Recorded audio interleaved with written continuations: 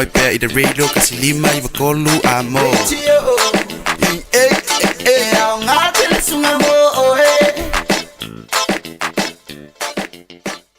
Are you and your whānau fully immunised against measles? Measles is serious. It spreads fast and can cause severe illness. Your best protection is 2 doses of the measles vaccine. So, now's the time to check if you and your whānau have received both doses. If you haven't, it's not too late to catch up. Book your immunisation today. It's free for most people. Find out more at info.health.nz/measles. Anointing oil is a symbol of the Holy Spirit, representing His healing, protection, and strength. And they're saying about, oh, this guy, his pain went away as soon as they rub him on. And I did that the same thing this morning to the church, and everything is gone already. We invite you to join us at 13 Lambie Drive in Manukau on December the 21st at 9 in the morning. For more info, call 021-501-271. Awa ua whanau mai mo I tātou le tama. Ua whoa ina mai mo I tātou le atali. Eiro na ua le maro. E ingoa fo'i o ia o le silisili ese. O le whaipule. O le atua malosi. O le tamā o le whaavavau. O le alii o le file mo.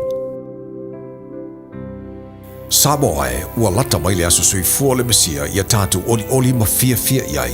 O le tauvanga al Radio Samoa mo le nei tausanga o le whasoa le nganga modi al Krisimasi. Whasoa mai I au lava o pule a nganga al Krisimasi pe usu sau pese pe whaifo I sau solo pule lava oe. Pue mai sau video malafo mai I le radiosamoa.co.nz/Krisimasi. E ma whaifo I on e vili mai I teimi whaatulanga ino porkalame te tasi. E maua ilo wa manoa e te anga waa ai le sei.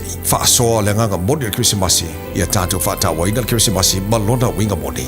O le mea lofa fitu whai, o le nganga moni leo na Krisimasi. Pei o na whinangalo lo whai le tua e fua e mai lona tali e tua tasi mole lalo langi. Ina ia au mai ele whaoratanga mo I tātou uma. Talia lau video mai leasus fulu lima te sema, whangate leasus e fulu malaivo te sema. O le awhatau nuu se I leasus e fulu malaivo te sema le porkalame o le malu o le tae ao. Ona nei tauvanga ua langolorina ele o dentures. Telefoni lua fitu lua nua tolu.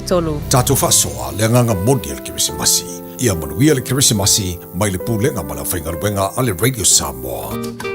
Poi loe mawhai o na whaongara o Q7 e whai ma te pause moro whare mōmua. A whai fwoi o Yeso mō kesi e mawhai o na tato susuina o nisi a wala I whare tupe e sese a tonu e whetau I tūlanga o roolanga timinei. On mata o nanga I Supreme Mortgages, mata o te whesoswani e sue se tali mo first home buyers and refinances. Parau mai au Sam I le orua tasi o varutasi toruiva varutasi pe emaili mai I a sam@suprememortgages.co.nz.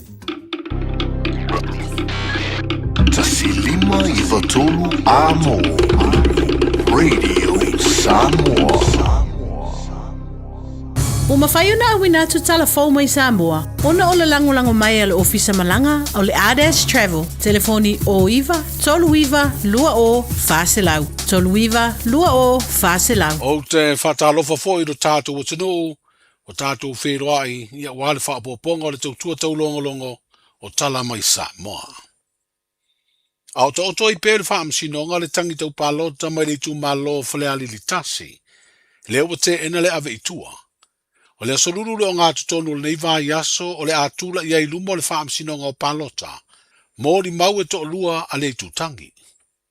O le ua whailoa I se pepa o minute tustusia mai le whaamsinonga. E mafua mai lea I forasanga lo ia le ana fufongaina. I le asotofi ua mawai. O le leo o atu le limas fulfa mōri mau. Mōri tūtangi whapele I tū na whaasanga I ele tangi tau pālota. Ai nā o le tōtasi le mōri mau a le tūtangi na o atu. O samani ai nei mōri mau e tō lua mō le tū na whauluina mōri anga. O whainga whaala tua ina ia o atu. E whaia la mōri mau.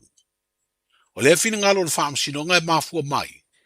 I le o atu le mōri mau e tōtasi ai le I whesiringia e lo ia a le tū. O lo tua ia. E le whina ngalo fo I le tū o lo mōria. E wala awa lātou mōri mau ina ua le o atu, le to tele o mōri mau a le tūtangi.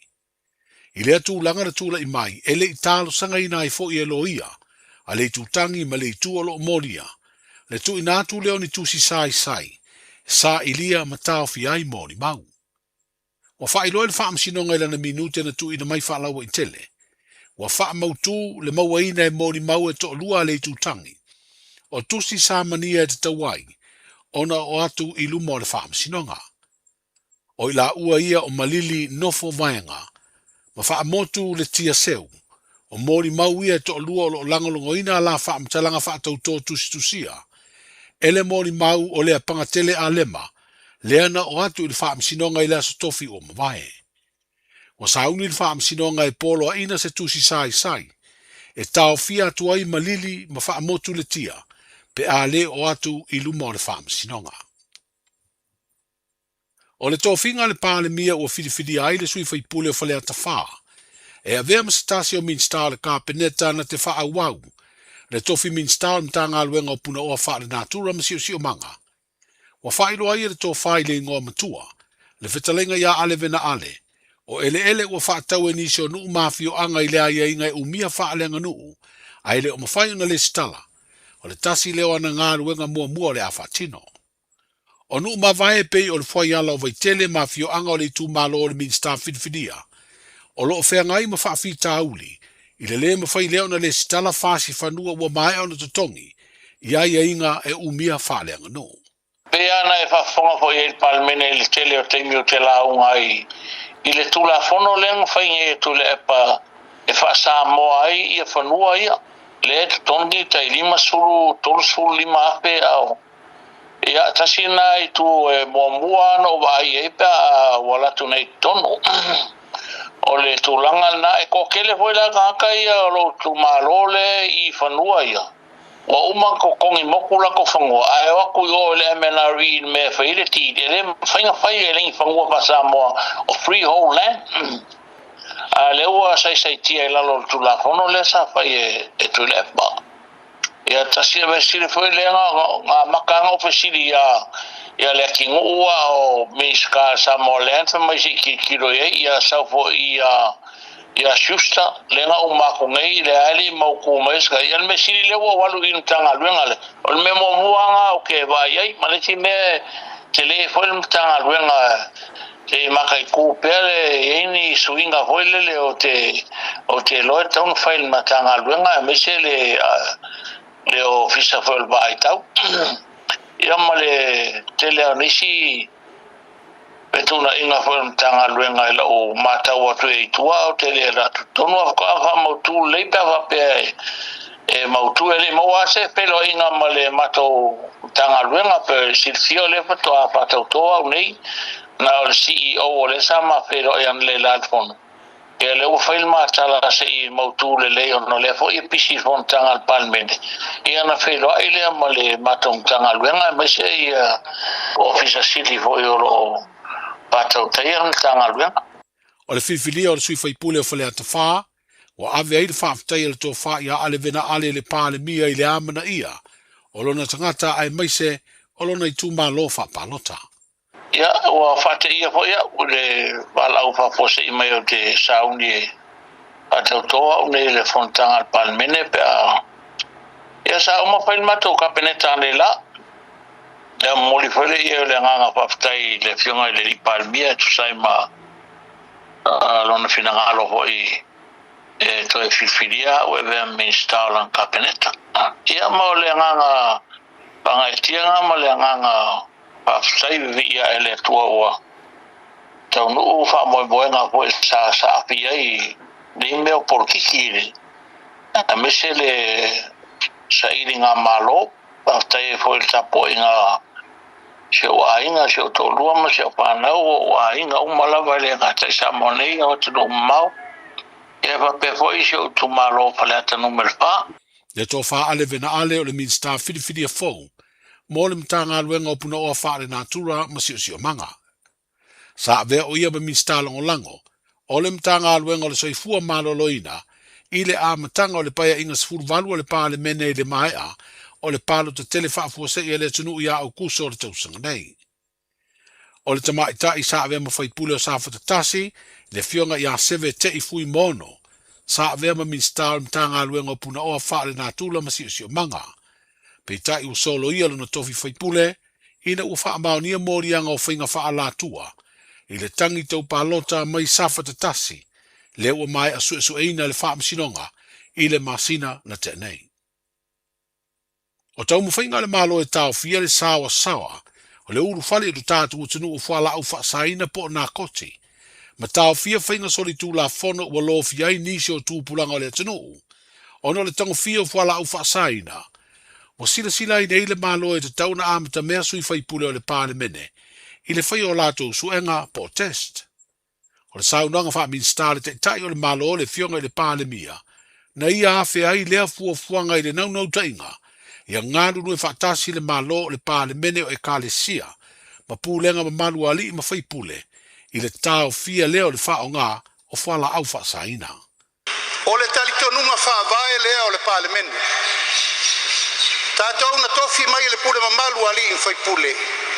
O lo iai le talitonunga o le malu a papa leo Samoa. O lo a fion papa au I tu malo lima su tasi tai toa tasi umo le tunu. Pei tai, wa tātou wa ai nei. Ia tāta fasio le me le tupu le taulanga e le mawhai e leo leo. Na o lātou, ona fo ia na tau pule nei. Tāpena ai le tātou whainga malo. I le tula fono o pule o nu, Village Fono Act. O le amatuata pena fo I le nei tula fono. E ave le malo si anga le pule mamalu ali I mawhai pule. E ta pena ai le o popo ma le malu pui pui o le atunu nei ma le lumanai. Fasolo ai ai ngauma. Tulanga o le ufenga luenga le malo. E o lava ili malu le malo. Ina ia whaia uma suenga. Aua ne iai sesi e whainga luenga. E lua luangia le mawhau ma le langona. I whala au whasaina.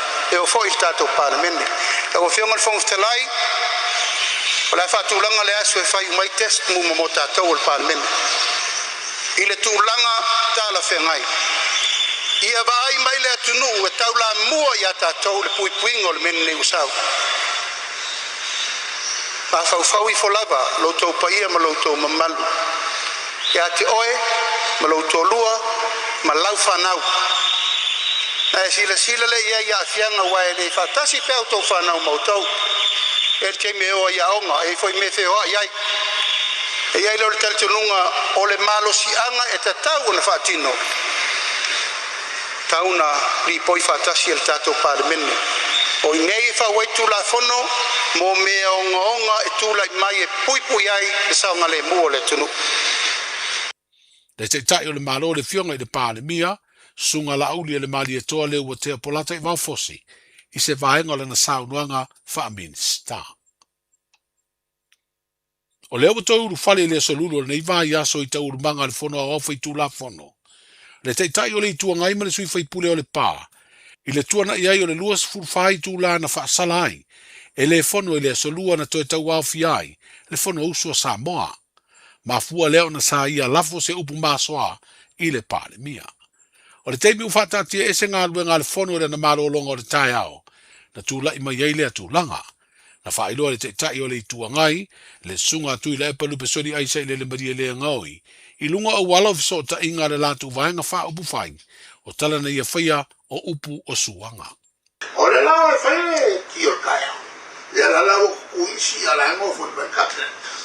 E o lo voi e volo mia me va pe mo me ole.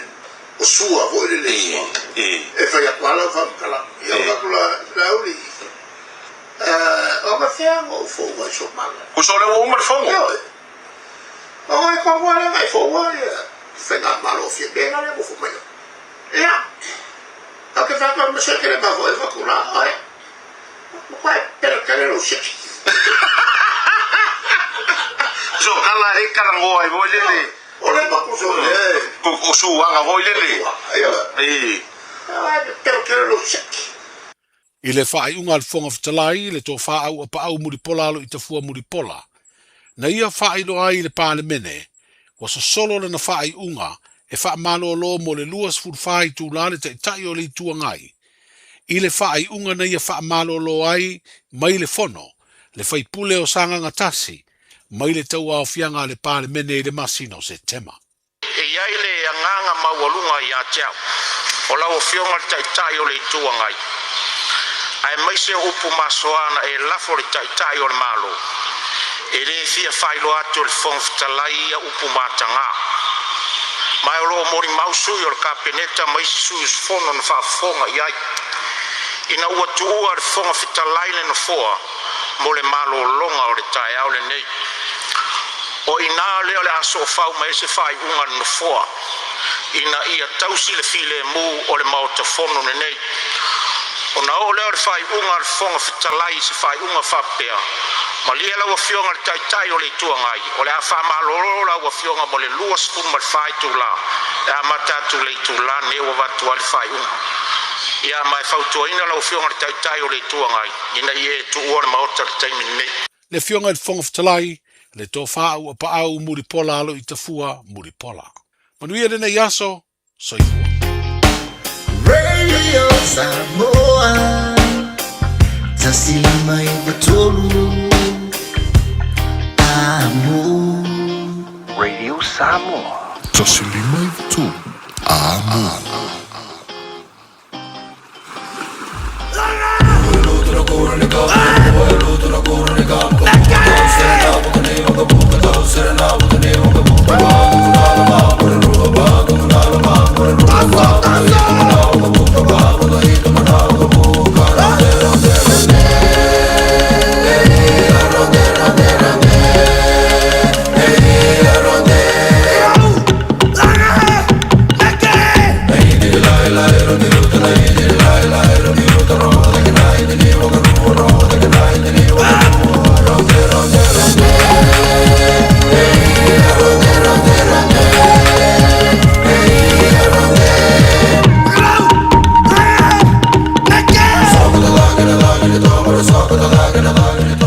O le nau mwhaina te whaafonga le tātou tenu le te whaasalawino tātou tala mai Samoa i le nei fwoi vanga o le whiawhi ana saunia ma awinantu e le tō whautanga vai tipi au tanga vai e sona whaapoponga ea o le nei fwoi a solulu a tātou au mai le lofa maranga le lei o le tātou tampa au sini le langi hei fwone te te inātu ieiru tu se fumaruia le ngata fwoi leo se mātou wola o le whaaftaima le whaamalo i le tō whautanga vai e wana mafwoi le tū whaatasi o tātou tala ia mo le whaafonga te apai le tātua tenu i le o ngā tō tonu o le nei fwoi vai aso i le manatu morunga o le amawhaino te mo seisio na whapaponga o tātou tala na i le tāo le valu i le aso a taiao.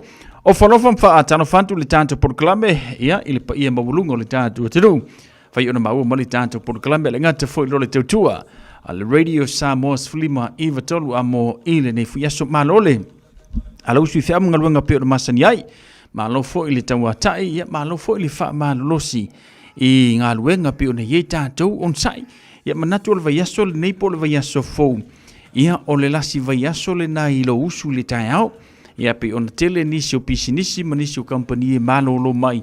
I le tolu anga i le wha vaiaso o no malolonga mta whaunga Krisimasi male tausanga fou.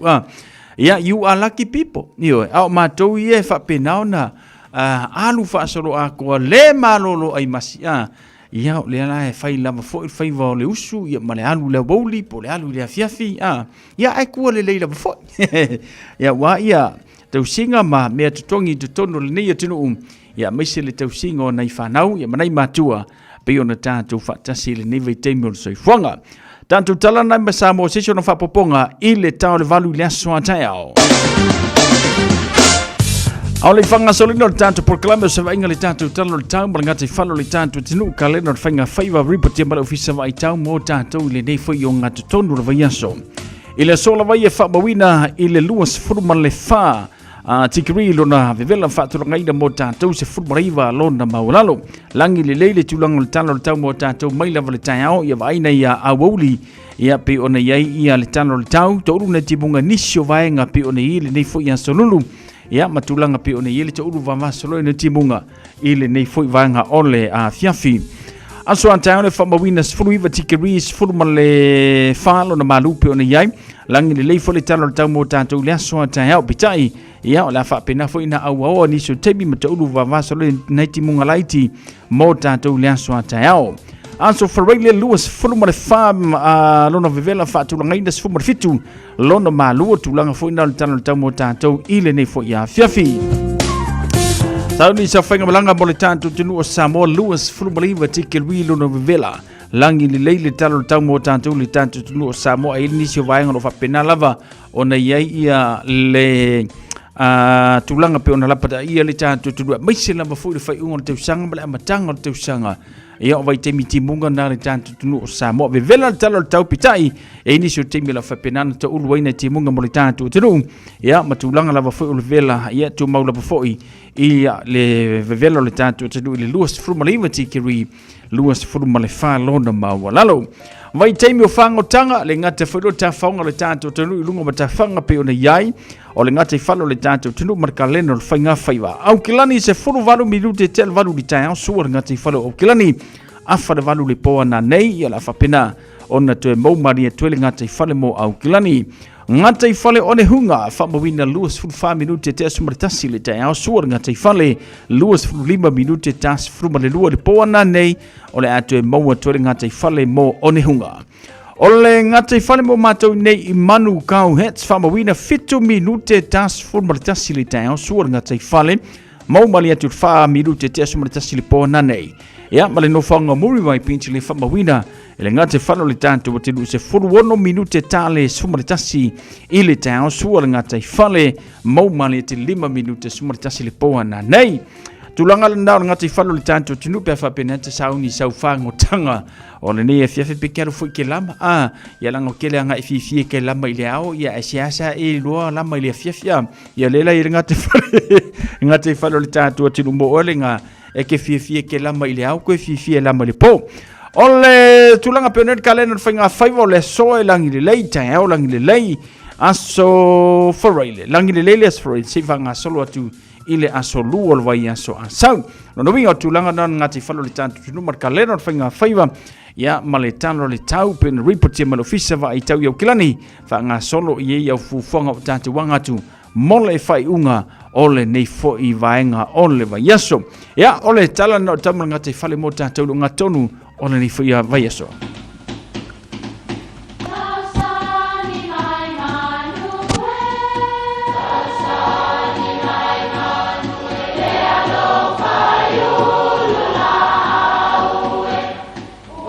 E o whanga manu i ululu o la au, awa e whawhanga i funga o la au. A o le tangata e whawhanga i upu matala. O le mawhileo o alanga upu mamuanga ngana Samoa maona whaapongai e a fua ilo na sio mianga. O lona lea sao i le whaatufunganga o le iloa whaale aso mai le tautua se ia o ina pule. O alanga upu mamuanga ngana ua lanto mamanuina le tō whamanino a Samoa mana tua foi e tāo fitau muli le atunu. O te mua i taia a uma mantaloloa e pei o le upu i le ngata i whale. E whapea le tala o a uma mau o le lunga o le vasa e whatio lea ua tau mawhai le tautai e wha sao ailo na waa i le sou. O nei upu e masani o na whao ngae tula whale. E wha tulo wai pa ia mamamalu mau o le lunga ua poto. E whaau ngā fo i e whailaunga e āmatai a lantou launga e ala lea i le whaatulo mua o le au fia. Ai o te le i tautala i se upu e ao lava i na o mua i taia a uma manta loloa e pei o le whitalainga i le ngata i whale. A wai whainga tāle pa ia lea ua fio. 24 hours a day, 7 days a week. Radio Samoa streaming live on www.radiosamoa.co.nz.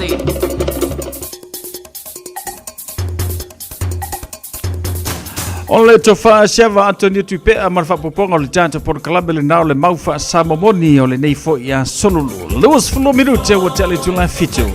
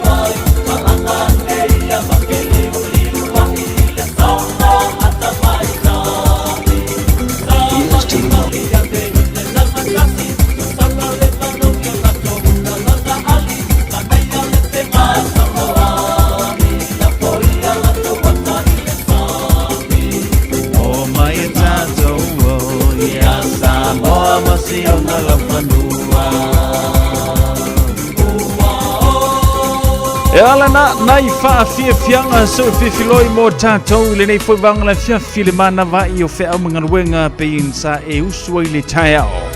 E ala ngata fo i leo ho o fo i le teimi e pisi e tātou whainga whaatau o Christmasi ma le tau sanga whau. Ia mase o le a e whai mea lo whai ai. Christina, tanu masa. Sei fo manuia te vinsi leo na te le ngata fo le amilia mika e le whaatano whaatu whaatai le whaata simai le nei a fia fia.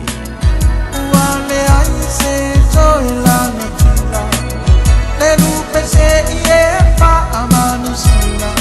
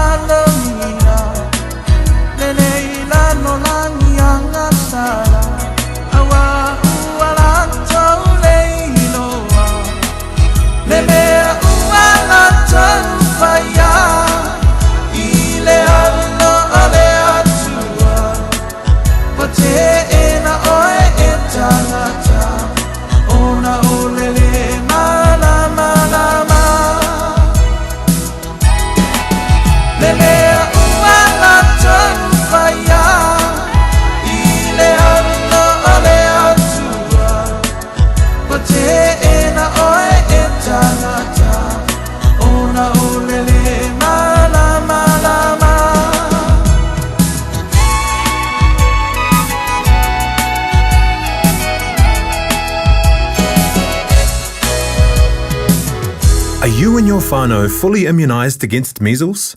Measles is serious. It spreads fast and can cause severe illness. Your best protection is 2 doses of the measles vaccine. So, now's the time to check if you and your whānau have received both doses. If you haven't, it's not too late to catch up. Book your immunisation today. It's free for most people. Find out more at info.health.nz/measles. Anointing oil is a symbol of the Holy Spirit, representing His healing, protection, and strength. And they're saying about, this guy, his pain went away as soon as they rub him on. And I did that the same thing this morning to the church, and everything is gone already. We invite you to join us at 13 Lambie Drive in Manukau on December the 21st at 9 in the morning. For more info, call 021-501-271. Beta Drive Doctors i le taulanga whaatau i mangele whaapea manrua. Mo le vaenga o so ngase pe amana o mia. E whaatino e fo i matupui pui o le whana witi. O tupui pui le COVID is fluiva mo i lātou e sfuluan tausanga malunga atu. Whaapea matupui pui o le flu. Pala au telefoni 255-25 mo so wanoe whaatino ai nei au nanga. O fisa whamai i mangele i taftafane o le McDonald. A manrewa i taftafane o le Whaletusi po le Public Library. Beta Drive Doctors Clinics. Avia maua so sad. Omega Ka. Diana lowing oa. Omega Ka. Sagale tau mofie. Omega Ka. Fili mai loile Omega Ka. Omega Cars, lua selau Diabetes Drive i Manukau. Po le telefoni o iwa lua vitfitu 5 tasi lua. Susu mai Manukau ne. Omega Ka. Umalole keisile Omega Ka. Awa ua whānau mai mo i tātou le tama. Ua whoa ina mai mo i tātou le atali. Eiro na ua le maro. E moa fo i o ia o le sirisiri ese. o le whaipule, o le atua malosi, o le tamā o le whaavavau, o le alii o le file mo. Samoa e ua lata mai le aso sui fua le mesia ia tātu oli ma fia iai. O le tauvanga al Radio Samoa mo le nei tausanga o le whasoa le nganga modi al Christmasi. Whasoa mai i au lava o pule a nganga al Christmasi pe usu sau pese pe whaifo i sau solo pule lava o e. Pue mai sau video malafo mai i le radiosamoa.co.nz/Kirisimasi. E ma whaifo i on e vili mai i teimi whaatuna ino porkalame te tasi. E maua ilo wa manoa e te anga waa ai le sei. Whasoa le nganga modi al Christmasi ia tātu whaatawa ina al Christmasi malona winga moni. O le mea lofa fitu whai, o le nganga moni leo na Kirisimasi. Pei o na whinangalo lo whai le tua e fua e mailona tali e tua tasi mole lalo langi. Ina ia au mai ele whaoratanga mo i tātu uma. Talia lau video mai leasus fulu lima te sema, whangate leasus e fulu malaivo te sema. O le awhatau nuu le se i leasus e fulu malaivo te sema le porkalame o le maa lua le tae ao. Ona nei tauvanga ua langolorina ele o Dentures. Telefoni luafito lua tolu. Tātou whasoa le nganga moni le Kirisimasi. Ia manuia le Kirisimasi mai le pūlenga ma la whaingaruenga a le Radio Samoa. Tā lofa lava o le siu fofonga le nei o Samoa, le Radio Samoa. Leo tula mai le tātou teimile wanti le nevanga la fiafi lua sumal wha minutu na tāle o le tula valu. Ia, ma tātou porklame musika su fi filoi le Radio Samoa, sfulima iwa tolu a mo a o tātou tāpena. Ma whansa au ni atu mo le whai ungo nei tau sanga pio ne tā ua le teimi mo sola mālo le ngā lue. Mālo fo le whinau, e le whai ngō fie le tātou ma tā whai o i le ngata. Ia ina whai le leilau porkalame o lo vai aso. O teimi e te ngalue ai, ma teimi e mo moli ai le whanau. Ia a maise le teimi e piki mai ai le aonga. E leo se ngalue ngā whai ngō fie. E ei fo i teimi pio ne ele ne tau sanga sa alu ai solo te te e a whai aonga. Tasi fo ile nā teimi sa e off mai ei ma e misi mai ei lau ngā luenga ia onga o le waaino nei whanau. Ai, mālolo nsai o mea lelei uma mea na. Ia, iai la nisi lasa whae a ina le lātou tau ma whai. I le whai ungo le nei tau sanga. Ia o le aile nā mōlo wala pō i le tai au.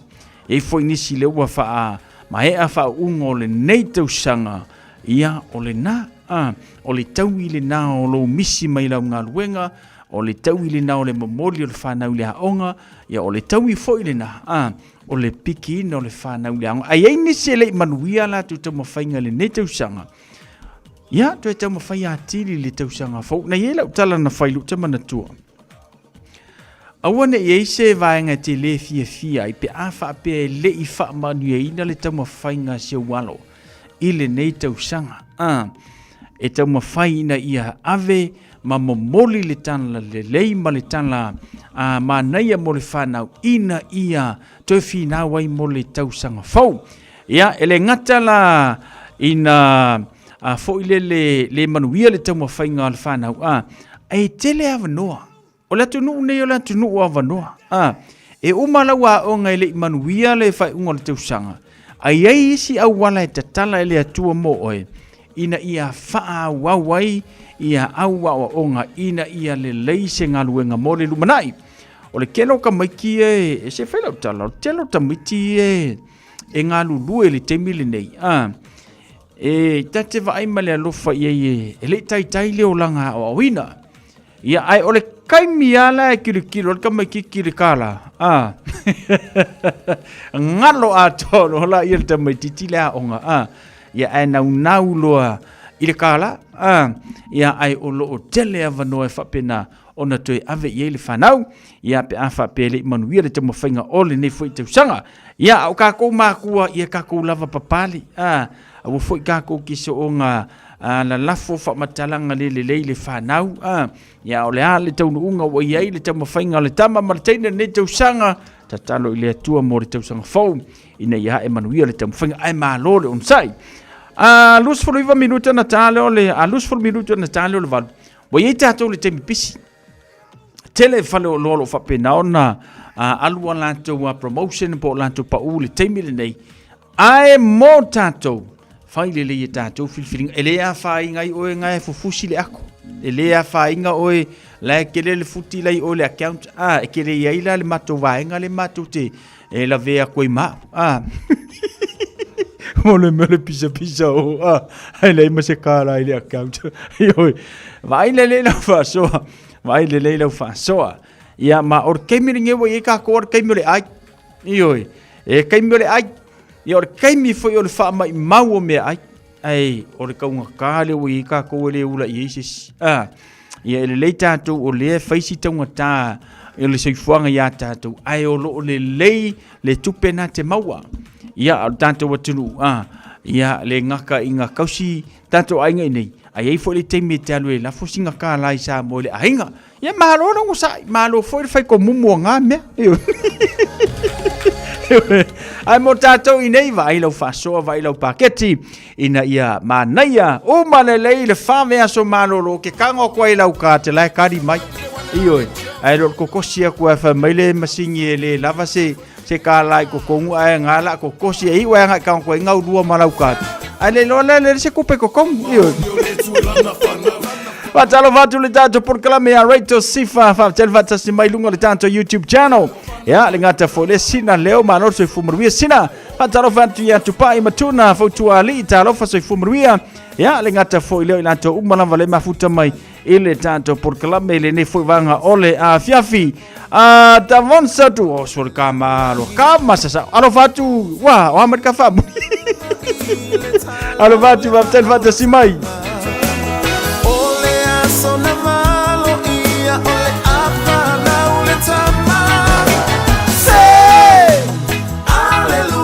sana utaunu ubalo ana se malingi ya ile mata neno foana fa atawa aile soi fua ile tupu tangata umalama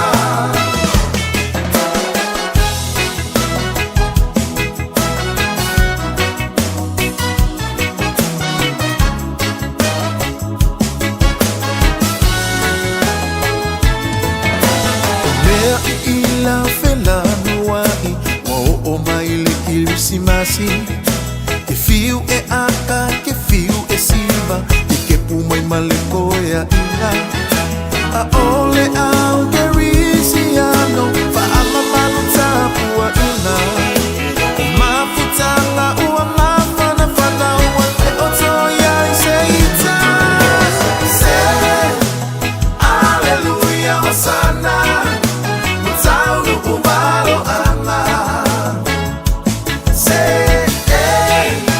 malingi ya ile mata neno fuana fa atawa aina sori fua ile tupu tangata umalama Janita turn down wish you a Merry Christmas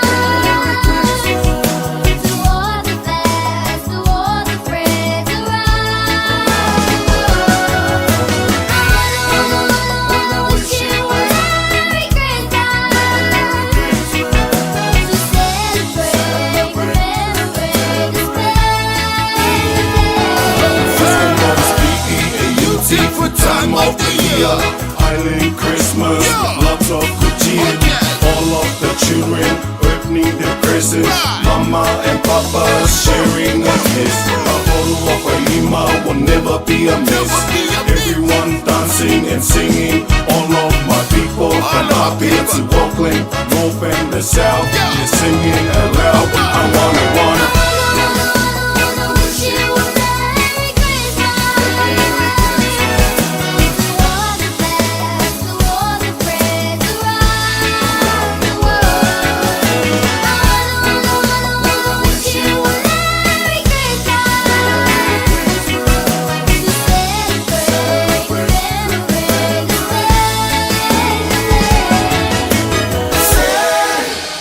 Hallelujah.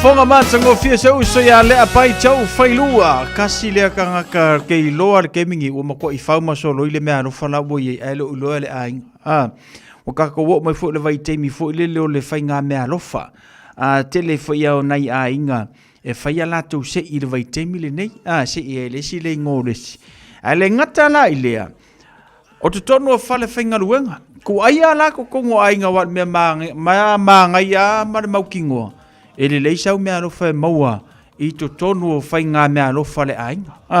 Ko mai lai whare whainga ruenga, wika fio lai. E anu ko kiki se lau ka la kupe anu. E whai le mea alofa resi. E wakurau mea alofa resi ka ngaka ngar suka laki. Ngā roka fia ri liua ngā resi kei mea ku I singa mea malo ele au vai. Kei no foi se uso ia ten. O loa makua I kele a mea alfuanga o ia. Fa pea la o tau nu mai ia so to fine ia Ivon.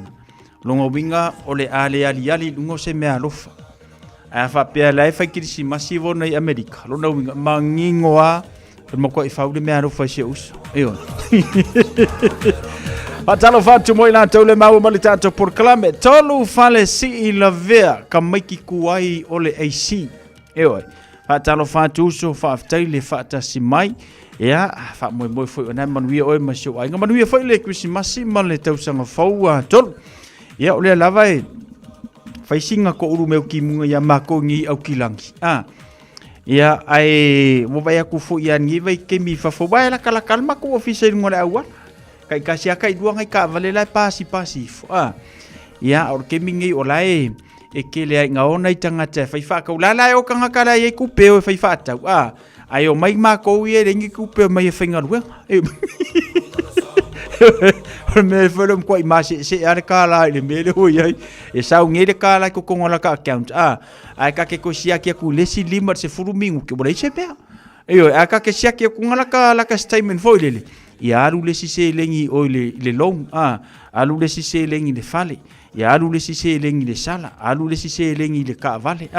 Ai ai la meresi se lengi nga piko ida ka vai ku pinka mai ki la yo anga ye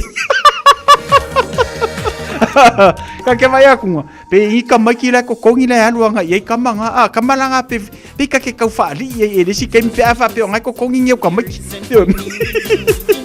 ya mangingo o tio fai lua maten ye po ka ifala ka mai ki la ko kongi le ke mi ngi Dancing a Christmas bugger.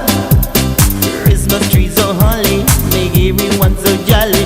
And love just fills the air. It's a wonderful world for the boy and the girl. Dancing a Christmas bugger.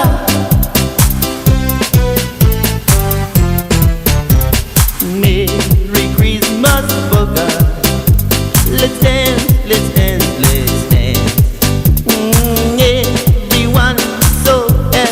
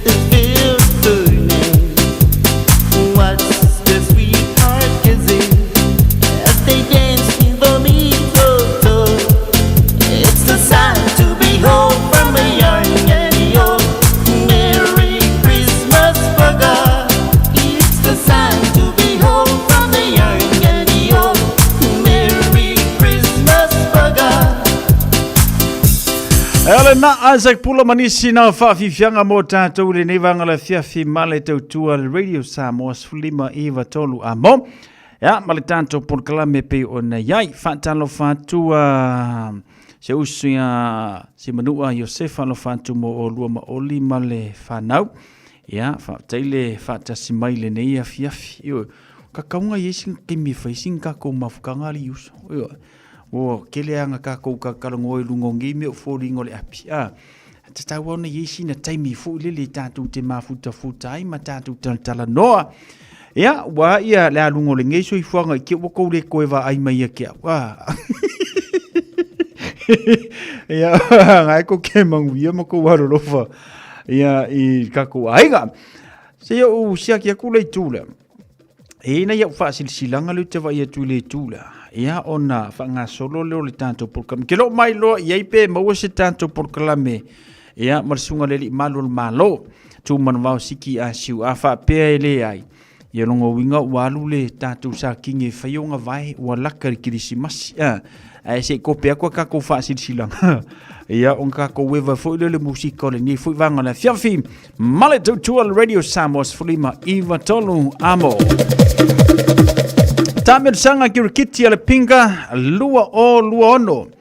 E vala uantu I mafutanga nu e ka le sia ma so se au kirikiti fia awai le tamir sanga le pinga. Lua ono.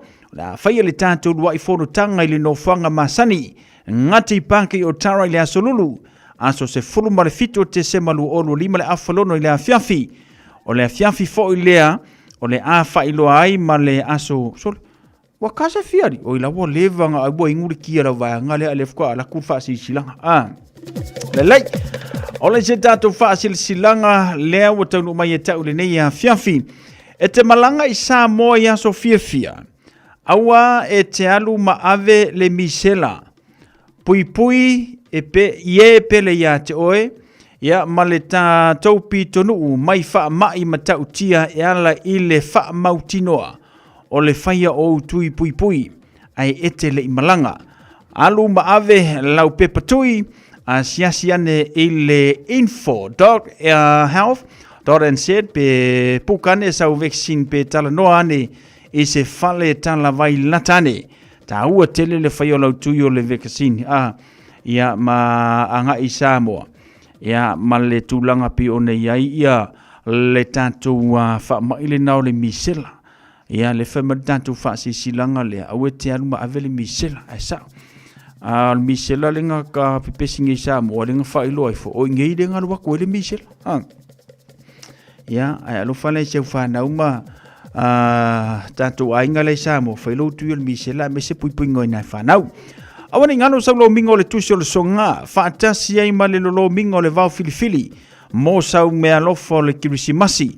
E mawai wharu penga o Samoa I se sifo tutuila mamanua o niso tala tu o Samoa o ngā upu le mata whaioi al matai I le whainga o le whaalave pe o whapoiponga ma liu le o seo singo a inga whesila whainga o paolo si I whaaloalo whaalangingo le kalesia ma le tele o le ngangana whaalolonga fitu sultana le tau na lo ofisa lava le Radio Samoa I le tolu pa tolu ano Hopeful Avenue I Manukau e te mawai Mo nisi wha matalanga wala au le luo no lua ta silima I watolu.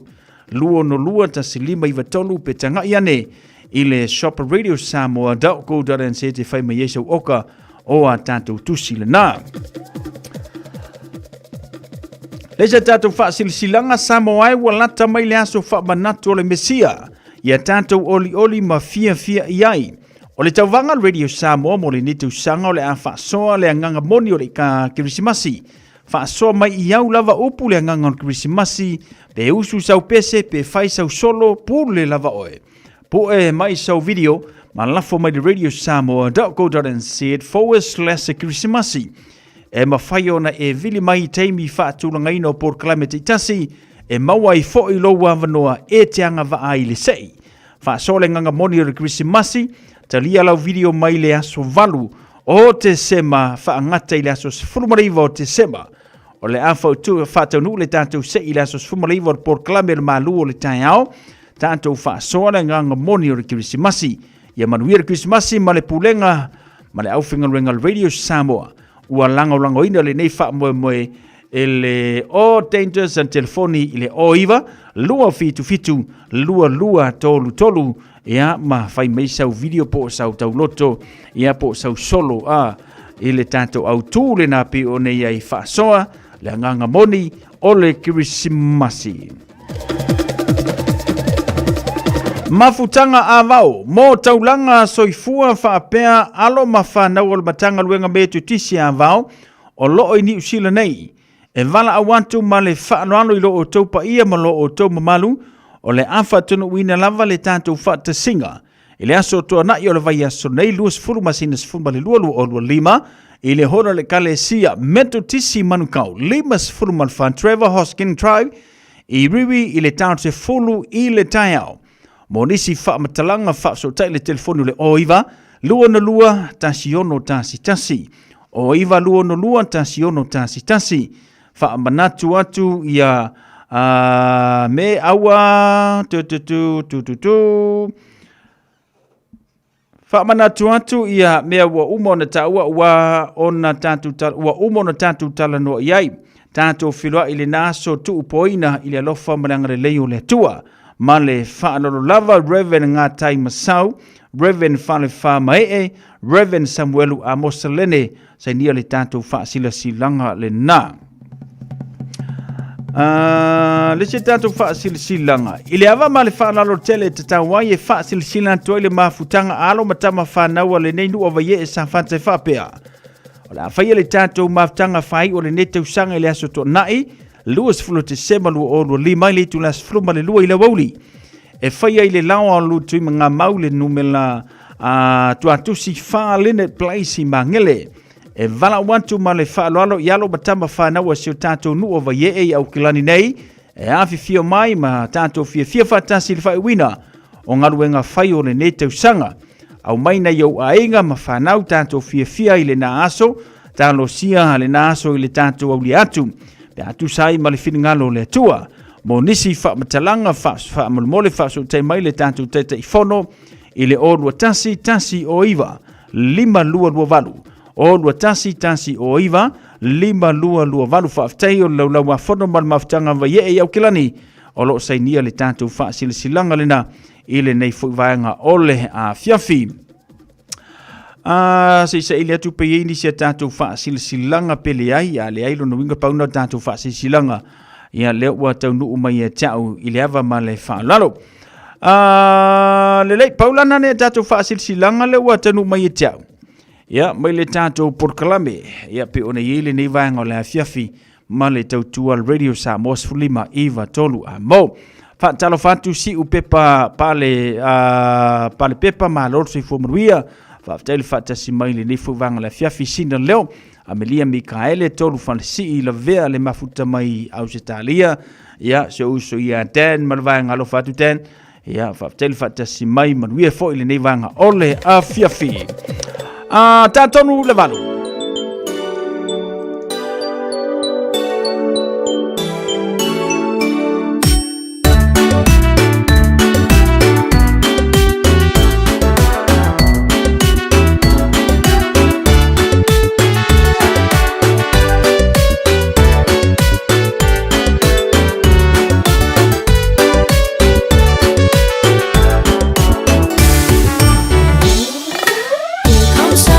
Here comes Santa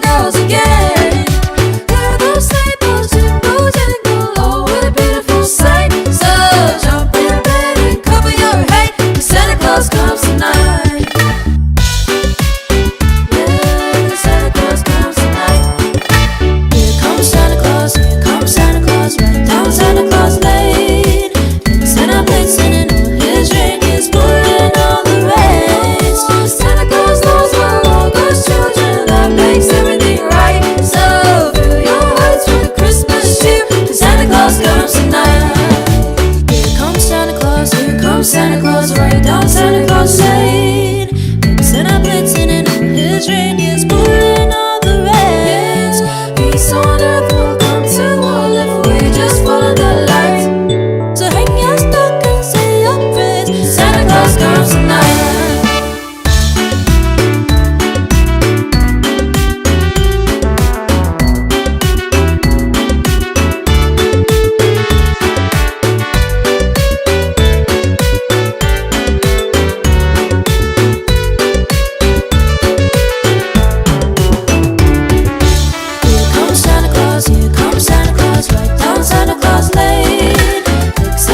And all his reindeers pulling all the reins.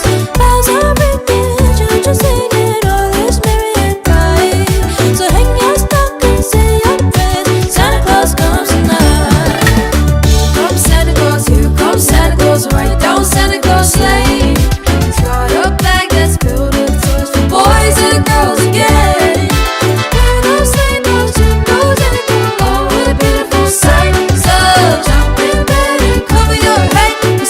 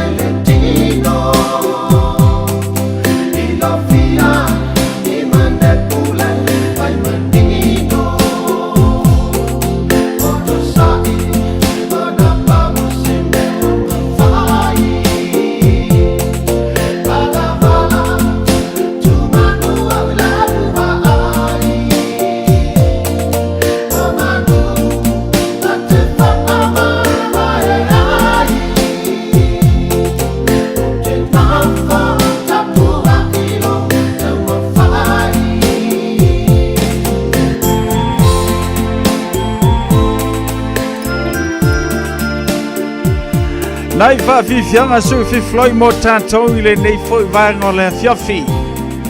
Ia, ma le tautua le Radio Samoa se whururima I watonu a mo ma tātou musika. Ia o le whiawhi o le asolulu. Ia o ke le ilopo la le mea ngai ke pisi e le keimilingi. A kasi ale mele o ke loan ke pisi e o tāpere penanga no kivisi mas. Ia lo ilope i eini au malo. Ia a whaapea fwina te saungi te whai malanga I Samoa. Mana ia tele a wailo kui o le misela e whai wha morisio kei fo.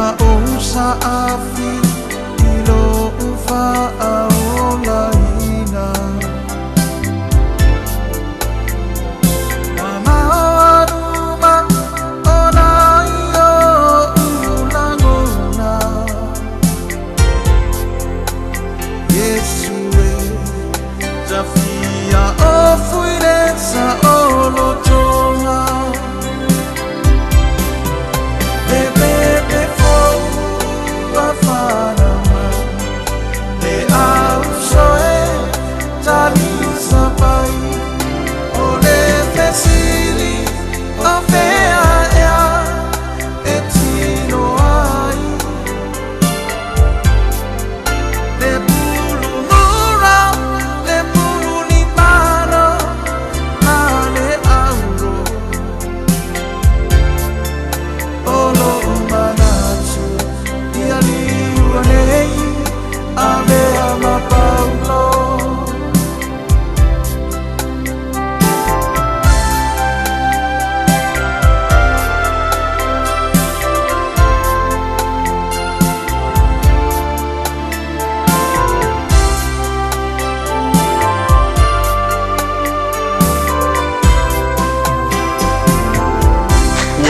Radio Samoa se furulima iwa toru amo e tautuaina o e ilaungangana fitu aso le vai aso.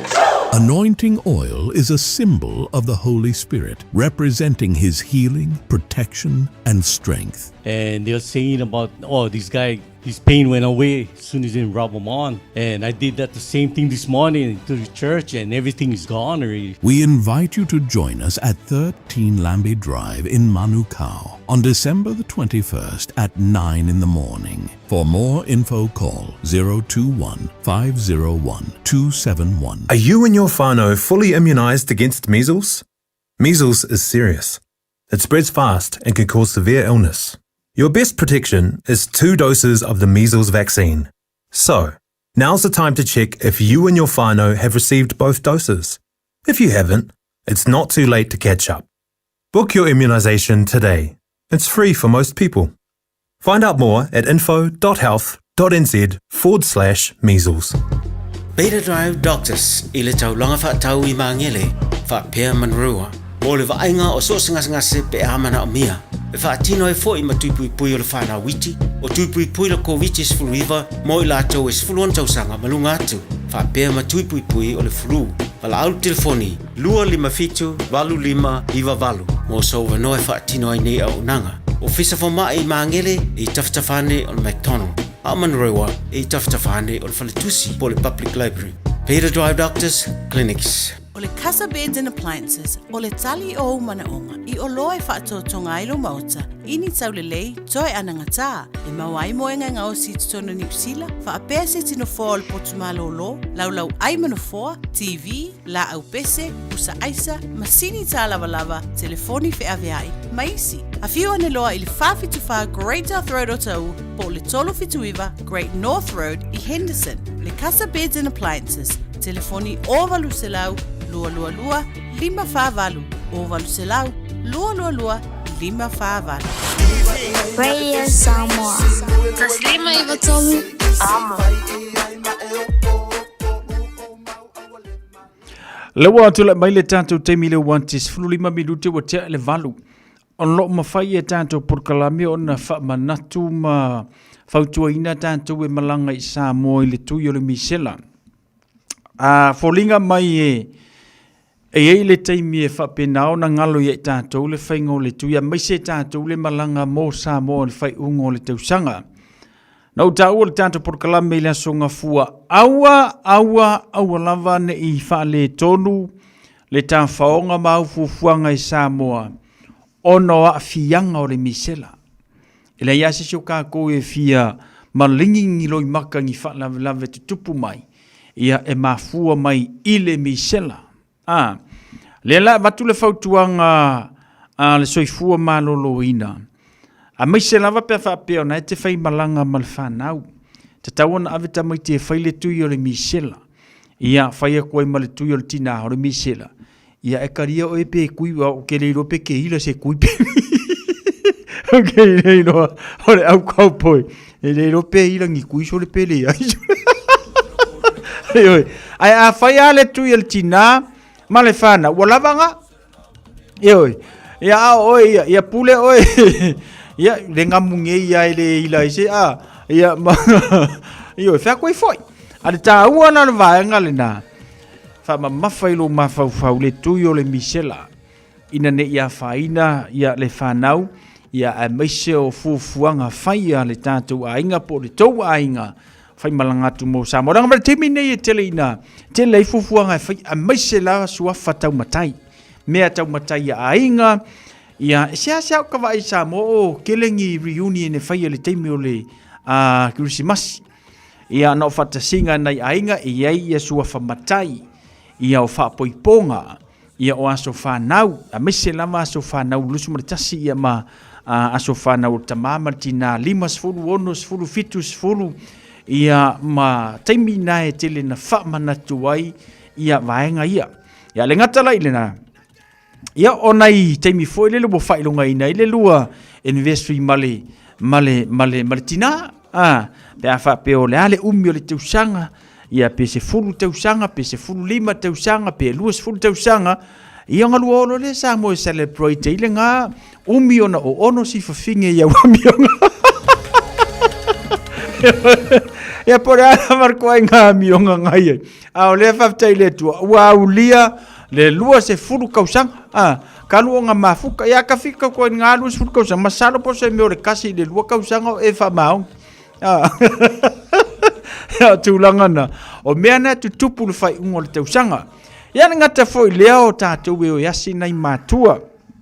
Pea whapele I anga waa nei mātua le sitsenia ni usila le sa ta tala mo le tausanga le nei. Le ua whapmanu e nei le telo nei tina mana I tama. Ia whapela le entai toaia nei o mātua. O le wanoa tāua fo le teanga I Samoa pea whapena e sauni matapena sa whainga malanga mo le tātou tunu o Samoa. Aua lava. Ne I eiso ma fau ni mea tau fuala au whaasaina. Ioi.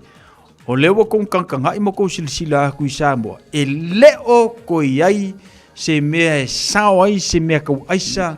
Ia po se pauka whaasainga I le tātou pōra sa Samoa. Le temina le nei. Ia ono leo waso so o le maua mai o aisa I Samoa. Ile wafu. O lono winga. Ua tūtu ai fo I lau whainga luenga le custom. Ia I whainga o la taunga luenga. Mai se lau o iei masini e whapenao na po e ai. Ia le au kuro e aisa leo o iei kako. Ke mene ni. O leo te vai atu I le news po le I lunga rupenga ta whailangi. Ia o na o le ka ua le o le ai. Ia kare masalo langa e o tūlanga pe o nei. Tō tele ni so I la tau le na ka o fia mai le nuu leo nei. Ia laka ia pia. A le sau le kilipi leo te vai tuai. O le fio anga le na o leo nei. O le iei se fale o lo whapenao na ngā osi ei le aisa. Ioi. Ia tātou tālia po le ase teimi e whapenao na waro ke vai aku. I le kilipi le sau lunga I. Ia la pe wha e pe ongo ka vale leo le kukua I lumor fale le na. Ai tālo sia. Ia maua. Ia mawakua I la tau e ka loka mare kelo le ngasu. Ia male telo nei meo whala au whaasaina. Ia ua kele le kako kungo o samunta I le newa I taimi. Ia au tūlanga na peo na iei. Ta pena lau whainga malanga. Ia wa ili saunga le mu mo nei whanau. Ia whaile tui o le misela pe ona iai tātou. Ile nei fo I tausanga. Male tau tua Radio Samoa. Suli mai vitou amo. Luas Fulminuta wa televano. And what have you done? Another you over, and we won't just begun. And so this is Christmas and a happy new year. Then you and the key one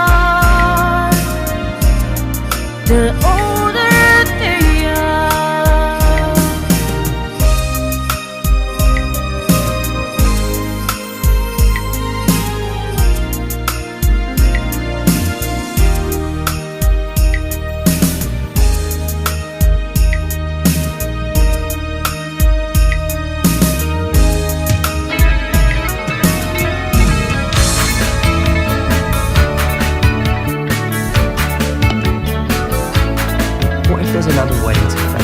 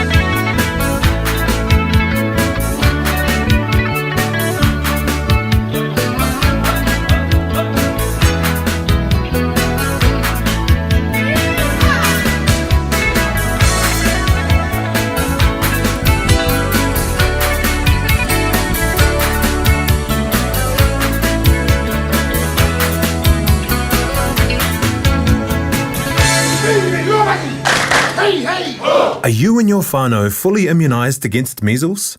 Measles is serious. It spreads fast and can cause severe illness. Your best protection is 2 doses of the measles vaccine. So, now's the time to check if you and your whānau have received both doses. If you haven't, it's not too late to catch up. Book your immunisation today. It's free for most people. Find out more at info.health.nz/measles. Anointing oil is a symbol of the Holy Spirit, representing his healing, protection, and strength. And they're saying about, this guy, his pain went away as soon as they rub him on. And I did that the same thing this morning to the church, and everything is gone already. We invite you to join us at 13 Lambie Drive in Manukau on December the 21st at 9 in the morning. For more info, call 021-501-271. Awa ua whanau mai mo I tātou le tama. Ua fōa ina mai mo I tātou le atali. Eiro na ua le maro. E ingoa fo'i o ia o le sirisiri ese. O le whaipule. O le atua malosi. O le tamā o le whaavavau. O le alii o le file e mo. Samoa ua lata mai le aso sui fua le Mesia ia tātou oli ma fia iai. O le tauvanga al Radio Samoa mo le nei tausanga o le whaasoa le anganga modi o le Christmasi. Whaasoa mai I au lava o pule anganga o le Christmasi. Pe usu sau pese, pe whaifo I sau solo pule lava o e. Pue mai sau video malafa mai I le radiosamoa.co.nz/Christmasi. e mawhai fo ion e vili mai I te mi whaatuna ngai no por kalame te tasi e maua I loa wanoa e te anga waa ai le sei whaasoa le nganga moni le Christmasi ia tātou whaatawa ina le Christmasi malona winga moni o le mea lofa fitu whai o le nganga moni leo le Christmasi pei ona whina ngalo alofa I le atua e fua e mailona tali e to tasi mole lalo lange ina ia au mai ele whaoratanga mo I tātou uma talia lau video mai leso se fulu lima te sema whangate leso se fulu malaivo te sema o le awhatau nuu le sei leso se fulu malaivo te sema le porkalame o le malu o le taeao Ona nei tau vanga o Langolorina ele o Dentures. Telefoni 222 Tātou whasoa le nganga moni le Christmasi ia manuia le Christmasi mai le pūlenga ma la whaingaruenga a le Radio Samoa. Tasi lima I watolu amo Radio Samoa. Olo molo wa no tanto por kalamel na taiao ia ma leso faraili. Ia na fa mutailo le tanto por kalamel na le por kalamel malu le taiao. Ia mai loa ia tanga te manu malo le tanto por kalamel na ale molo wa no tebil nei. Ia ela fo mai o video ia po sa wa solo. Ia la lava se me te fai ia wal tanto o tupe ona yai. Patalo fatu si me one su ena malo se fumruia. Ia le ngata fo ilea fatalo fatu ia Tupi Collins ma lor se fumanuia tupi fatalo fatu mo oile ni ia fiafi mai Otara. Me sepa I tu e fa ma lor se fumanuia le mafuta mai fonti talo fauso fatel fatismaili ne vanga la fiafi I lungo le tanto YouTube channel male tutua le Radio Samoa Sulima Iva tolu amo male tanto por kalame. Luz fluiva minutele tona tale o le tula e Iva fanga solo tanto musika ia matata wewe vanga ole nei fo ia fiafi.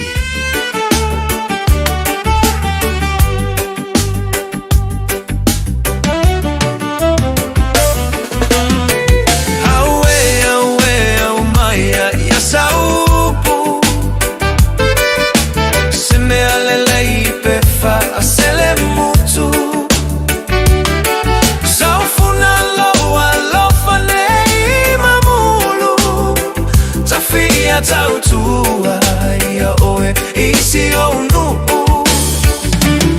a ole manulelea se ia fe mai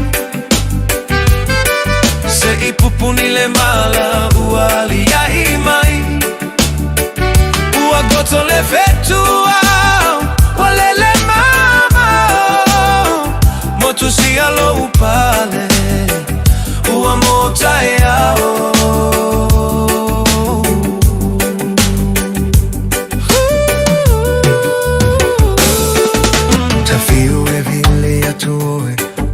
e moe Fiu e vala au le ai se nau nau O silo uloto a popo le pei amole Mana tua mai ita La upele fa au mole mole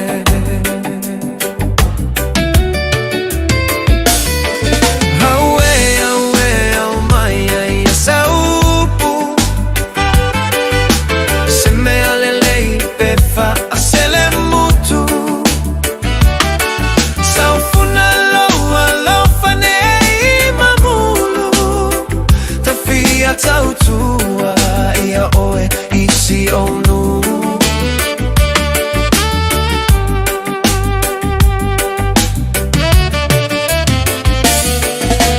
Lo ufia fia e petua I fea O upusata fai po o fea ua fai ai Ae popole lo uloto ne isatia lo loto Ne ililo le alofa Ae fotua I se vai o ona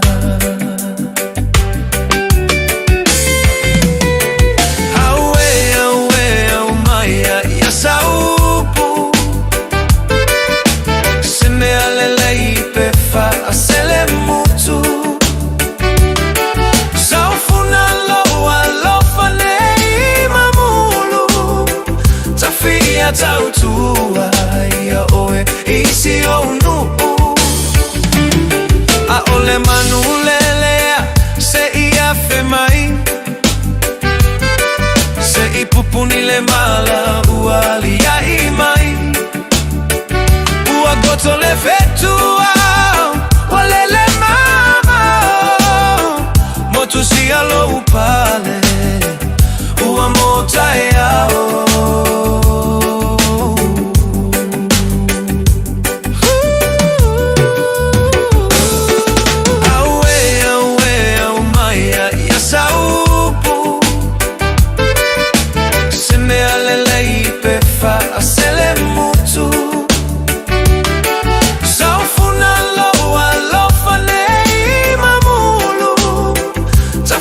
tautua ia oe isi onu a ole manulelea se ia femai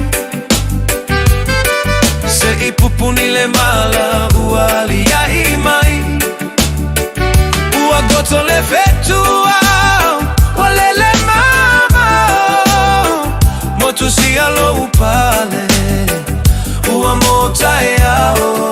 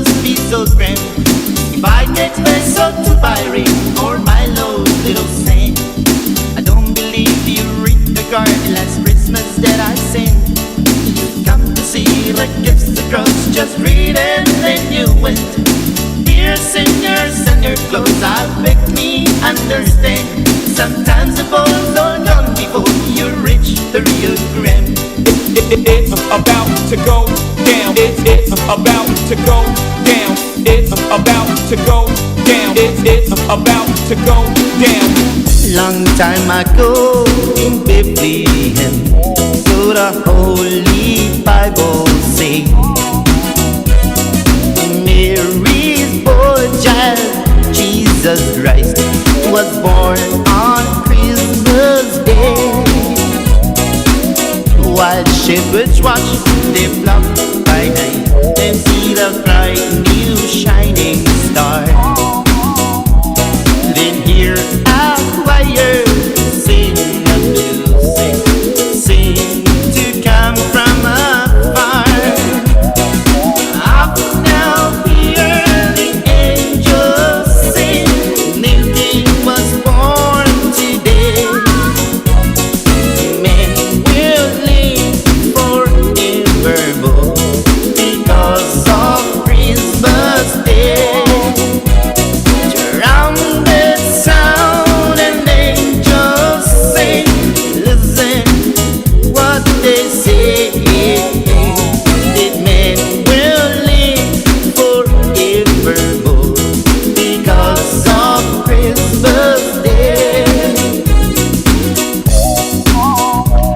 Legalana nai fa fi fianga lava Christmas ya tato wanga tu mole failonga ino Christmas ole nei foi te usanga.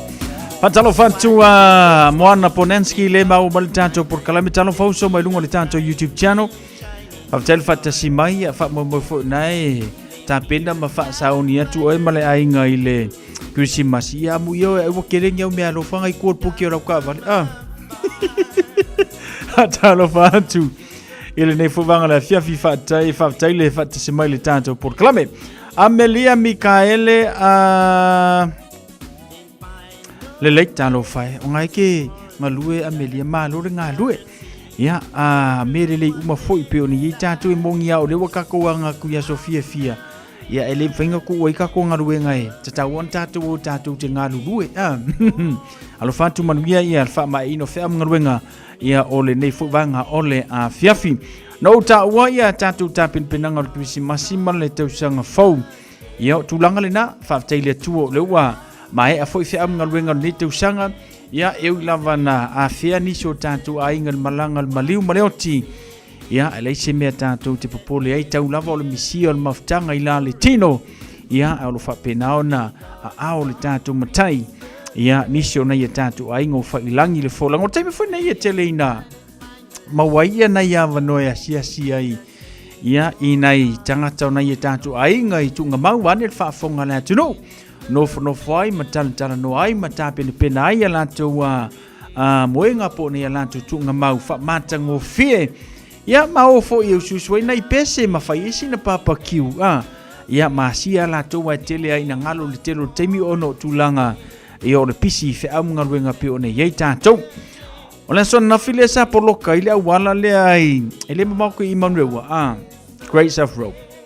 Ia te lo se tasi o Filipina mu inga ia o ke le alanga poloko ko I mali tātou o wala ono o le malosi o le vivela o le la.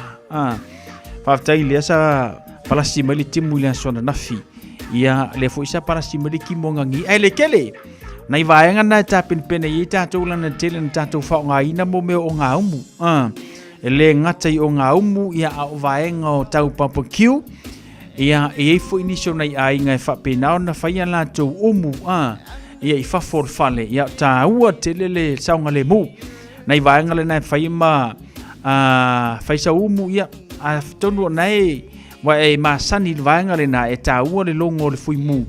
Ia ina ia tupu se fa la lave o la wa si la fie la vaenga la o ele sa long watu la tau ia mata penanga pe ele ai lava se me la iona tatu tantala no I vaenga ia o lunga o le sanga le mu o le me sili le na mata ua le ngata I lo loto I fale to tono lo ainga e ei ni sio ainga ia la to pus ia e telefoi la na fa nga ina tamaiti la iti ai tatau ona yele tangata matue va aia nei tamaiti o ta fa mata ele le puli tua ne lo fale ya e foi ni se fa tau tanto puls foi ia mai le warehouse o ke mark fela whatever ya o ta ua tele le yo tanto ile saunga le mu vaenga nge I halu foi le nge malenga makakope ange la ukasi lua kodu ya ai ngalo ya welcome kiki la le la malemo mai o ile pula le ngata lai pulu tongo tātou ainga o tātou e fia e o swimming pools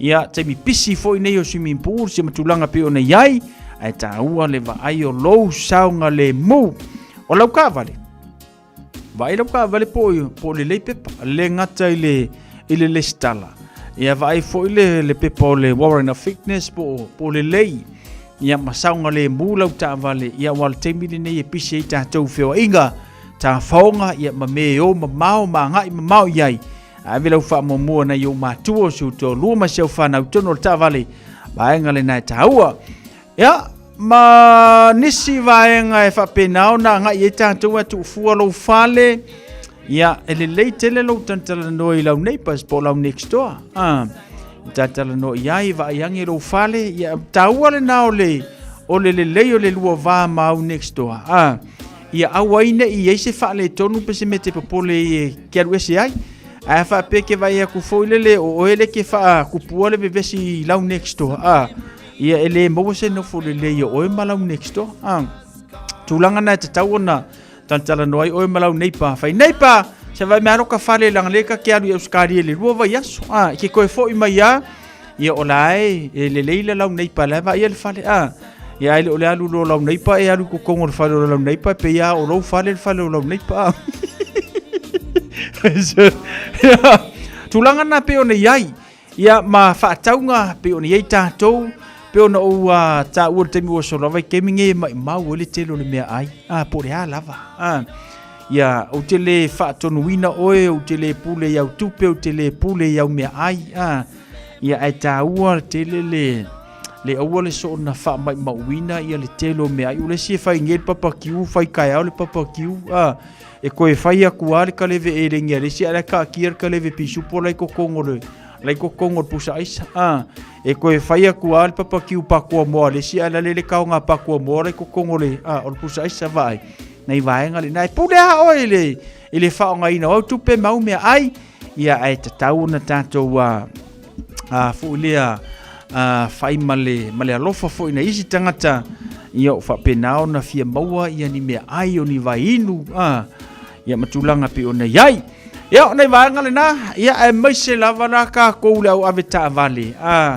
ia lava lau onu sa ilunga le awala le ngata lava lau onu sa o oele le ave ta vale vai sau fangu vai ing ioi e le or kama V8 foi le por kama foi le lang mea maka pe lang mumu le ke ngo vai o ko fa nga pe ko feo ai awangi apa se si le kamar nga ioi ai tangor feu le ta vale ia fa mo mo se kama foi awa te tango le ava manosi ai tango foi le ava manosi ia awa te tango le feu le ta vale o ke le ka awa ko ia o epito nu ia wa matona fai ia poloka leo so se manga ala ai malesi poloka leo wa matona fai o su ea leo tatou e ulale maluanga male aisa kamalanga fai tete ye tatou vai leilo lava le kai me ke mingoia kuai ai fai mailo male leo fa ka fa mai iso kai foi yo nei vai ngale na e matala i tatou tulanga le na afa pele ke manga va kule le volleyball e la kule wa fia ai e la ku kila o nga mu fa vela la me ai e tatau na ye se si le fale e te fai ai e va ai la o nga mu la ola ia kusa peke o nga peke le o nga e ke le lo la vale kai mi pe ai lo mata kulo e mo ingi e o makala e moi nga e moi le ala kala lile o nga mu fa vela nga o la fala yeling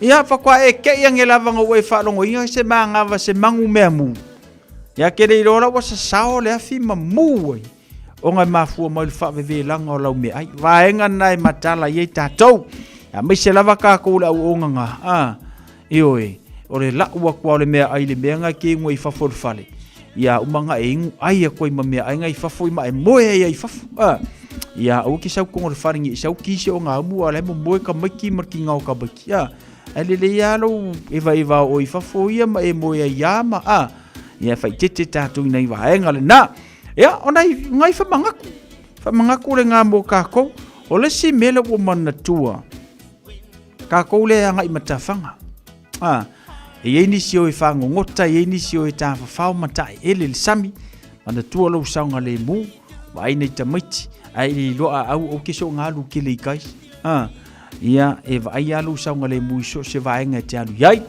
ia ai lo fo ile saunga le mu le nga mele alu ke fango kai ia lo ngau ke le fo ile ia ai le mo we sau pingi e lo pe amo mo sau wi ala po vai lo saunga le mu le ke ka ko fale ai e fa ka wi sau wi pe fa pe ke fo i mai wa ai o ki so nga alu ke le kai ngi e la kwa ma e alu ia ma topo to ma se fa lave ia a ole ai fe nga ita to ma aso malolo maso fia nai tamama na tinale o to ai tau nu ma si tene New Zealand a wole tu ona o latou le fale fa mole fe ko ke o ai o ma avel to ina malo tu e fa sa vilia o ku nga la o fale ia vai ke miangi ngi ke o kakala se lo maku po se ko inga se fale ai o su aku se kanga kam kware ai se fai ai yo na tupo le o se fa la nai fa manatu mo tato suta si minute tali tu laiva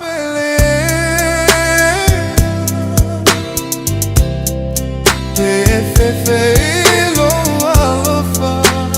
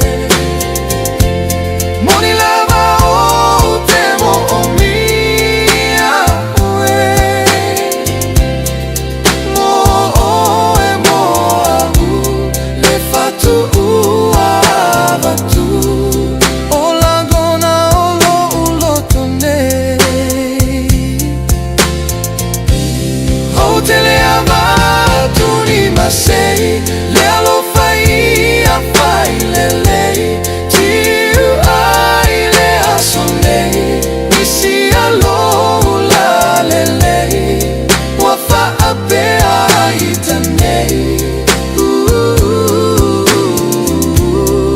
wa fa ape ai tanei.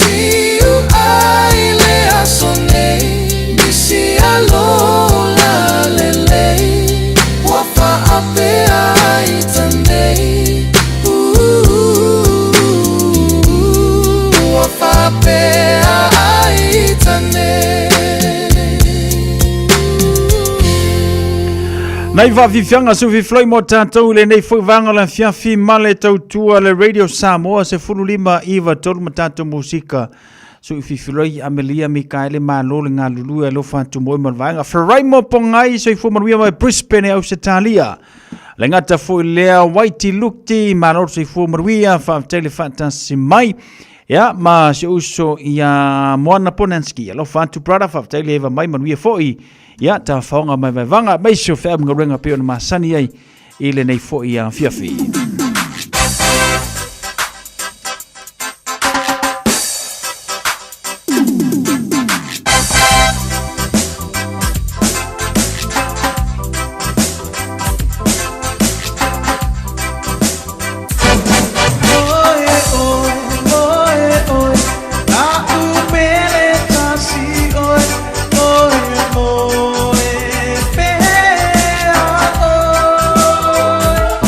Oh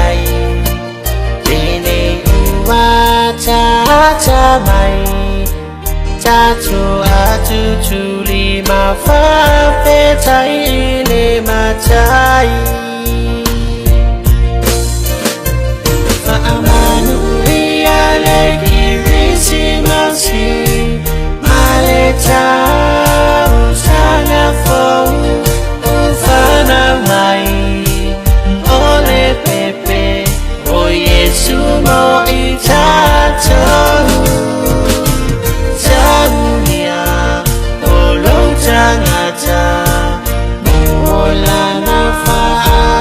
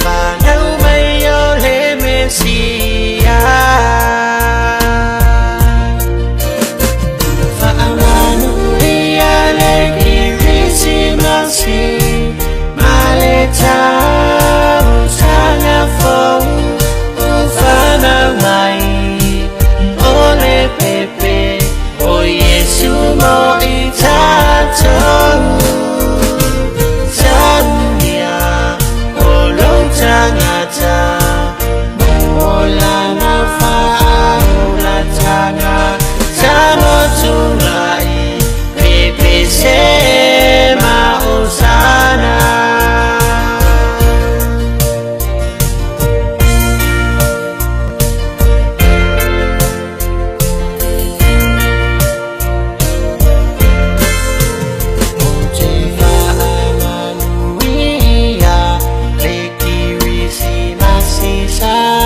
Samoa na OCPC e tau chuai la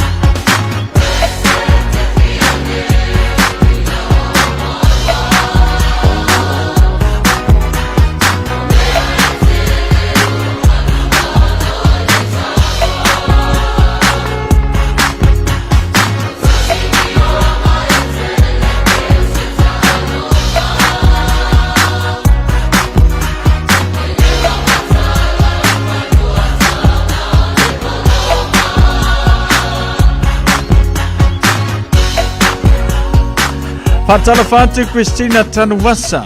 Faftele fata simai. Lengata foi lea ia o Amelia Mikaele le maumali tanto por kalame.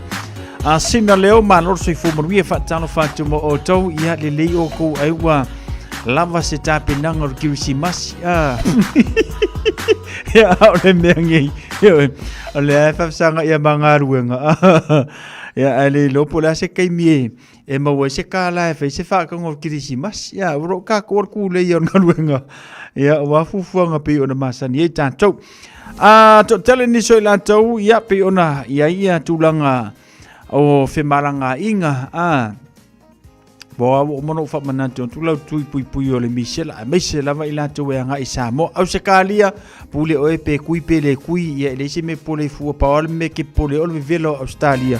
Ile fai ungonete usanga meise tau o mafana ia pe ona iei tātou. Iwa minute o teleiva.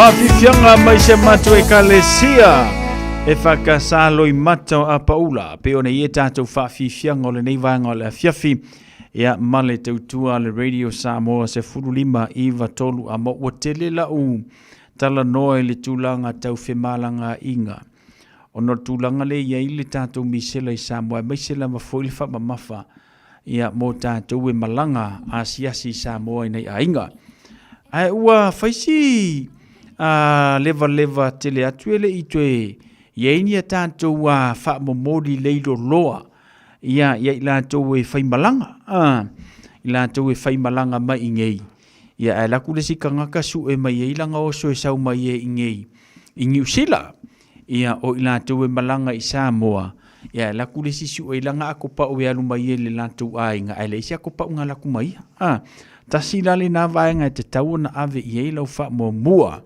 ia ma mata alai iau me ave I Samoa ia po te alu I au se tālia ia peke sau Samoa I nei ia o nisi fo I ei nei wha momoli mo wha lave lave wha penao na whai e whai unga netau sanga ia fusi tonga ia manisi vaenga ia ma tulanga pio nei ai tau ai lale ave o lau Lo matala I vaenga le na langa iar kanga kai ke whaale ango I enga ke rua malanga whakasi alai maka ma mai tau o e tangata le na mai kaulau ako mai kau au mea ngai ave nganga paia I Samoa mua e mo I luma mele ave I ako ia e alu mai lo ke kalango ako whaisi leva sa o alu I Samoa masalo le o le mana tua ina le tausanga anga iaila nga mon manga o maila so to fini mo me o pulo fu I fa ngai le lotu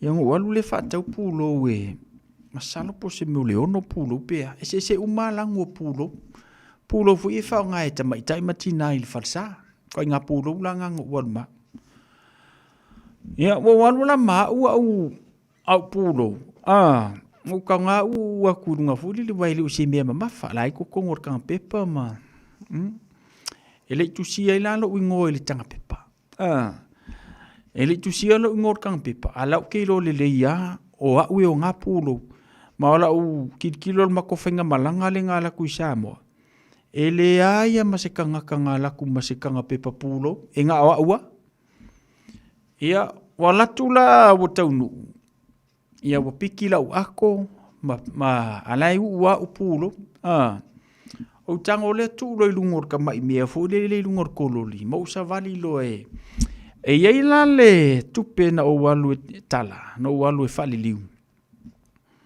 dala ku kololi au kaf la ia lunga upulo via malawa so le apiole emmo le makaro kilo mai mo le semea au le laki la la amai fafu la la ke kiro solo afu ya le po ai o ua se kanga pe pala ke lo le la kanga pe wa ai mai ele o se kinga ele o se kinga nga ave la kanga pe papuro au ke kiro kanga kale ua ma la kanga pe papuro ko inga sa ko fa pesole o laki la lo mau mai fa ko ya ilia o la o so ko kongor ka ma le la ku ai awai aku komu piki apola ingalanga o mai o ratu tama malielo loko wa pulo nga ki kilo kwasi ko inga o la fa per ko inga lang kang pipanga e fa mer ko inga ngai lang kang pipanga o mai ale ngi polo e o fa masalo o sa fangu malo singa wangalo ia a pulo menga e koe wha fo mai lea o pulo ngi ke o pulo wei se sir ko ainga ia ole aso e pulo wei ole aso fo ngai po o fa solo a ko leu ia boka ofo o fang malo si e fa si mama fanga I lo pulo ala fa ko mai a pulo mer ko ngale ai o fang malo si ka pe pala o ia ko ele se fang malo si menga kongor kan pe panga mo pulo ava pela ke alu mau pulo ava pe pulo welo ko rua ma se so lau fanga o kingi e ku wale lo ku le u mangi la ulo le e oi fa mero kars ko nga ia le fa malia fa pea wi ala kanga pe paro ke o mai ma ula fa malu sin fa sol e fu ili sikanga ka fu ili le pe fu ili le fakanga le lo langa me la fa ala ilo le leia e se ale ma for pulo e se le ma fa fangu malu si a fika fo e a luangi fangu malu si ko kongo skang pe e ma fa le me sol ia langa la ka serkang pe pala e wa mo pulo wi e ko kongo ya bola ki fu linga ka mi olai ka ke lele ka ke li faskanga ka yo nga ku wa ingi usila la faskanga ka awalu sa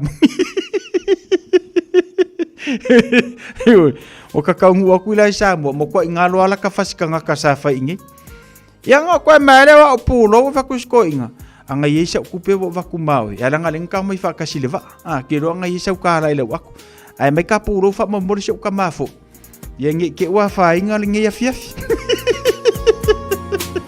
Ola winga la ukala, vai au meto tino pe malanga. Wo kelele au kau poeli makango vale le yai. I e ko apange wo le se mea yo fa le kongo le ola fainga malanga. Los full minute te tela iva. Sa o matai na o pe a esa vali ile ala. Pata uale emo ia ole tau sala. Lola lele ma o foliga ata ata. Fofoga mali e malu fo ilau tau sala. Aua e te ata tamai suga po maua e. E lumana I e tailo po o fea e. Ua fai gata tiga ole o lagane. Ole faa maoni o se mea ua siri o na lele.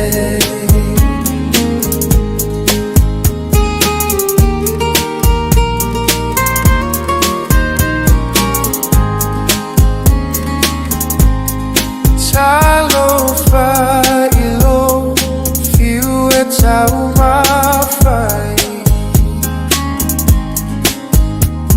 O lou le mana tunatu ua mafua ai. Le sua mali e o le lalo lagi ua maoai. Tele mawhai ona e tō te are se ai. Aua e te atata mai suga po maua e. Le lumana I e tailo po o fea e. Ua fai gata tiga ole o lagane. Ole faa maoni o se mea ua sili o na lele.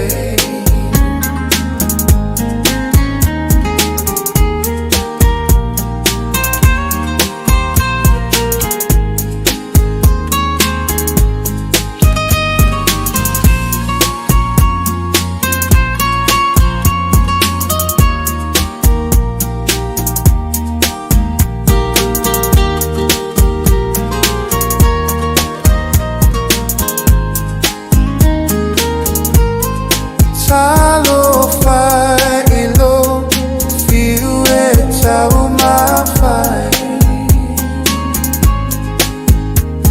O lou le mana tunatu ua mafua ai.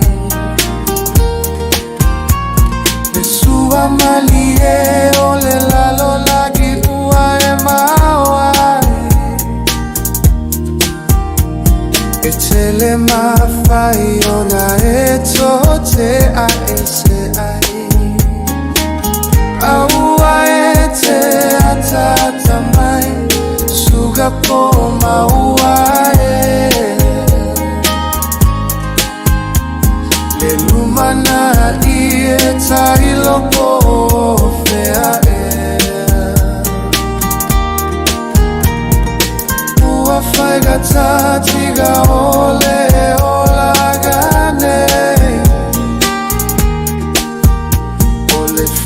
maoni o se mea ua sili o na lele.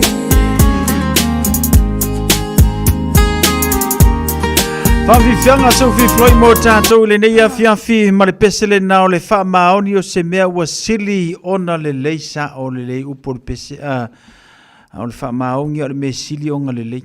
Eoi. Haka kua maua le wha maoni. Ia le ia se mea sili a kunga ilo le wha maoni. Pele e sau kupe pe e sau kupe wha maoni o le mea sili nam taua. Hannah Williams maalor se fumaruia Amelia Mikaele i o e sa o le lei. Ia ma tulanga pe o nei ili tātou por kalame o le nei fwoi vanga o le fiafi male tautua le Radio Samoa Fulima iwa tolu a mo o le te mata mo tilu na tulungo le tātou website. I fōlinga o nei tangata ia sa maali liu mai le Bondi Beijing nai Ausitalia. E neiva yaso. O le a whiangaina i o lātou a inga masi kirisi masi tausanga fau whano no tele. Ia ono le nei lave pe o na a whiai e le ola ma le soifua. Whaftai e le o iaise Samoa mau mailo na soifua e nei lave. Ia ai o le me sili mataua. Ia o le ua Whapena ona tau fia leo. Ki leo iei mawhau ni tangata. Ki leo iei mawhau ni tangata.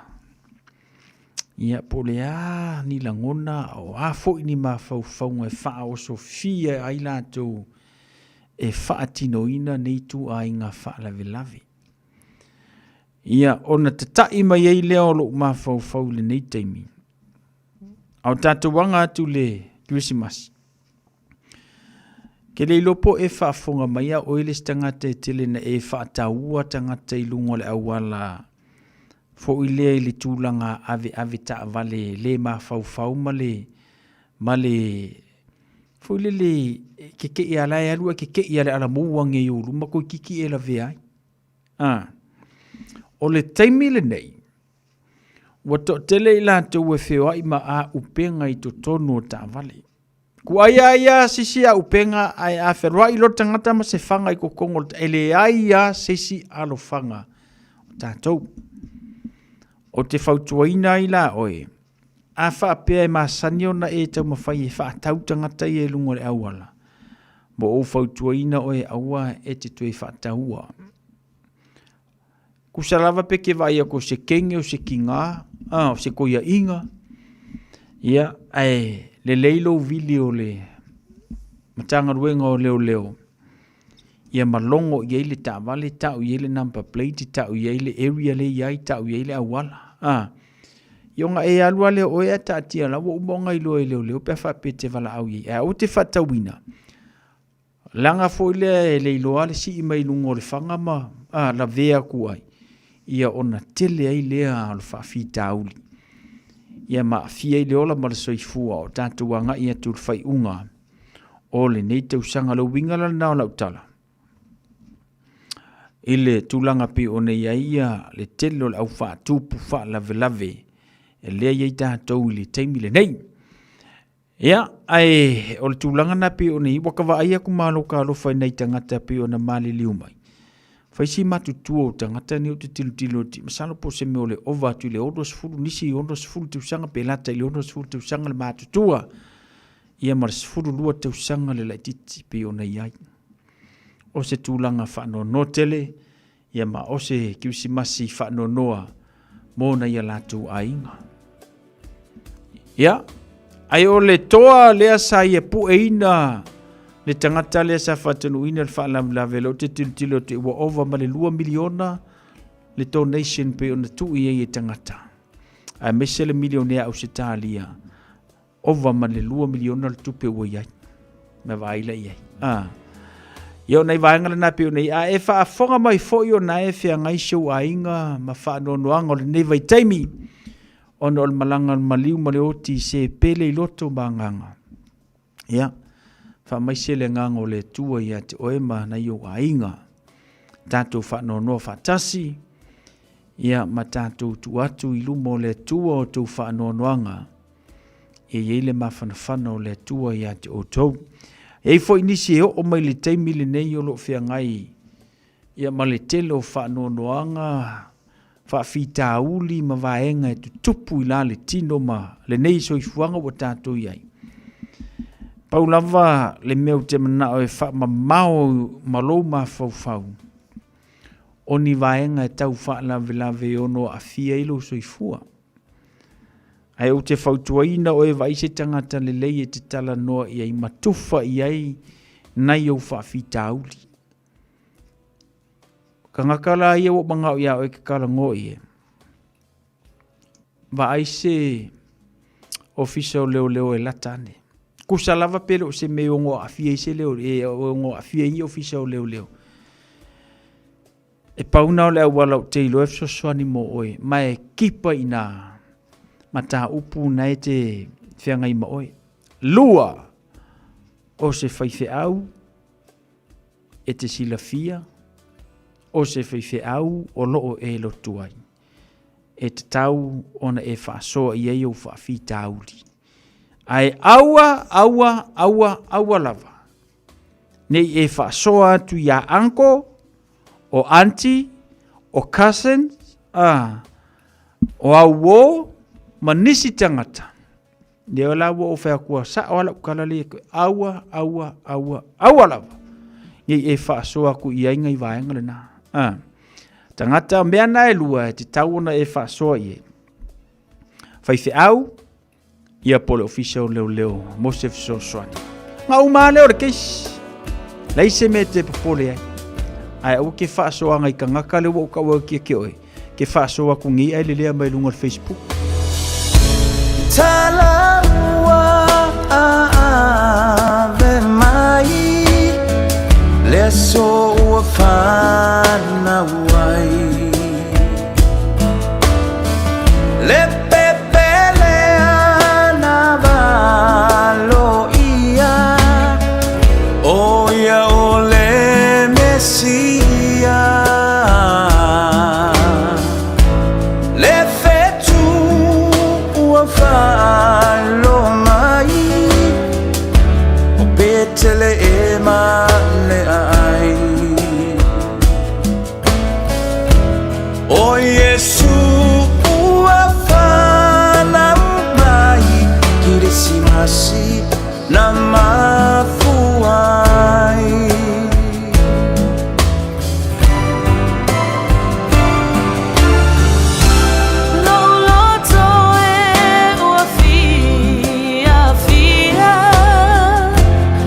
Say hallelujah. Let's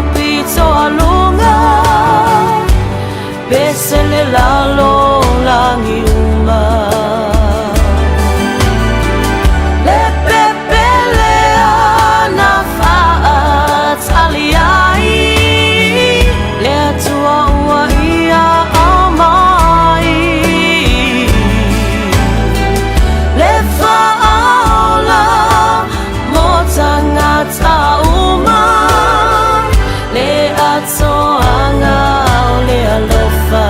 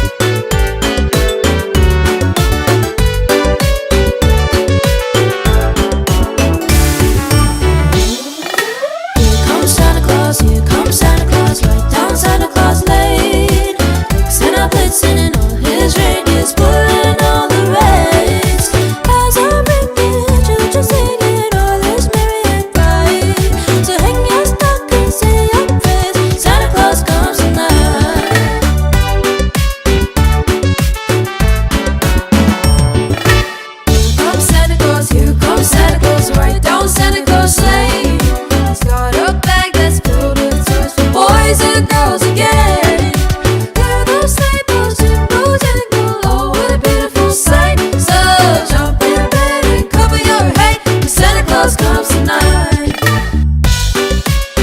Yeah, Santa Claus comes tonight. Here comes Santa Claus, here comes Santa Claus, right down Santa Claus Lane. Santa blitzing and all his reindeers pulling all the reins. Santa Claus knows where all God's children, that makes everything right. So fill your hearts with a Christmas cheer, 'cause Santa Claus comes tonight. Here comes Santa Claus, right down Santa Claus Lane. Santa blitzing and all his reindeers pulling all the reins. Peace on earth will come to all if we just follow the light. So hang your stockings, say your prayers, Santa Claus comes tonight.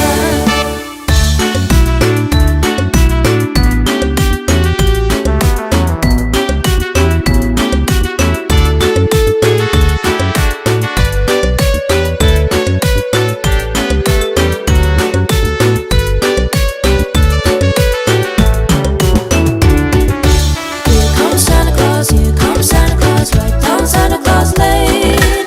Santa blitzing and all his reindeers pulling all the reins. Bells are ringing, children singing, all is merry and bright. So hang your stockings, say your prayers, Santa Claus comes tonight. Here comes Santa Claus, right down Santa Claus Lane. He's got a bag that's filled with toys for boys and girls again.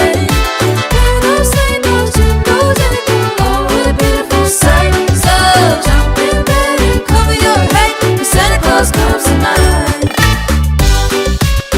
Yeah, Santa Claus comes tonight. So hang your stockings, say your prayers, Santa Claus comes tonight. Nai whawhiwhianga nao le nei whaiwanga le whiawhia ma le tautua le Radio Samoa Sulima Iwa Tolu a Moor pesena mun mana o meiso so ia ram le moa. Ya, manuia tele ia mano longa le ngata fu ilea ia o fufuanga pe ne ye tātou le neva yaso ia male tautua al Radio Samoa se fululima Iwa Tolu amo. Lewa o tutilo atu le neia fiafia wa to se fulu ono minuto na tā lo leo le tula e se fulu ia ma o le tātou proclame me se le tātou tautua le nevanga la fiafi. Fatalo fatu ia lo le si o leota ma lo se fumunuia lunga le tātou YouTube channel. A ropeta pele masina talofa fa taile fata simai le nei fuwanga la fiafi ya maise lava fo ilanto uma pe ne yai Lucia so fa talofa atu Hannah Williams fa taile fata simai ya ma ilanto uma lava pe ma ua mai le tanto por clame meso le tanto tautua ile nei fo ya fiafi le tanto por clame le na fa taile fata simai fa tai fo ile tari no le tautua le Radio Samoa lo mota malulawa fela tanto nas Friday le lofo menanga le le tua sau si fanua seu fa soi foia.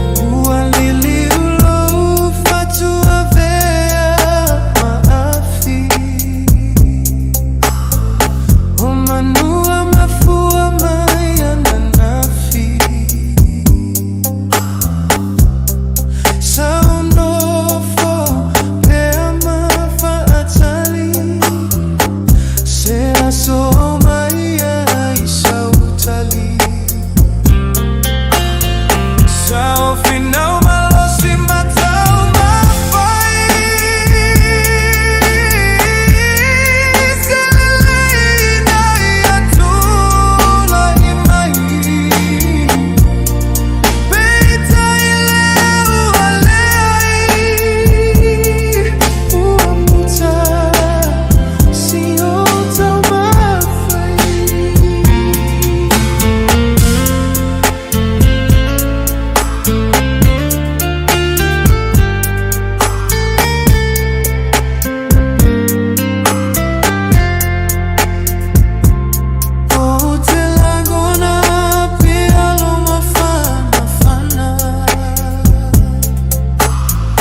Essa sala pea ilo aganga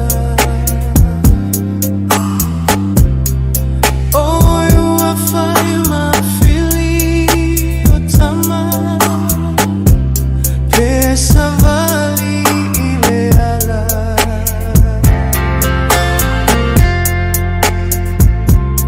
Oh te lagona pea lo mafana fana Essa sala pea ilo aganga Oh you are fine my fili otama Pesa vali ile ala Sai malu ilo amofa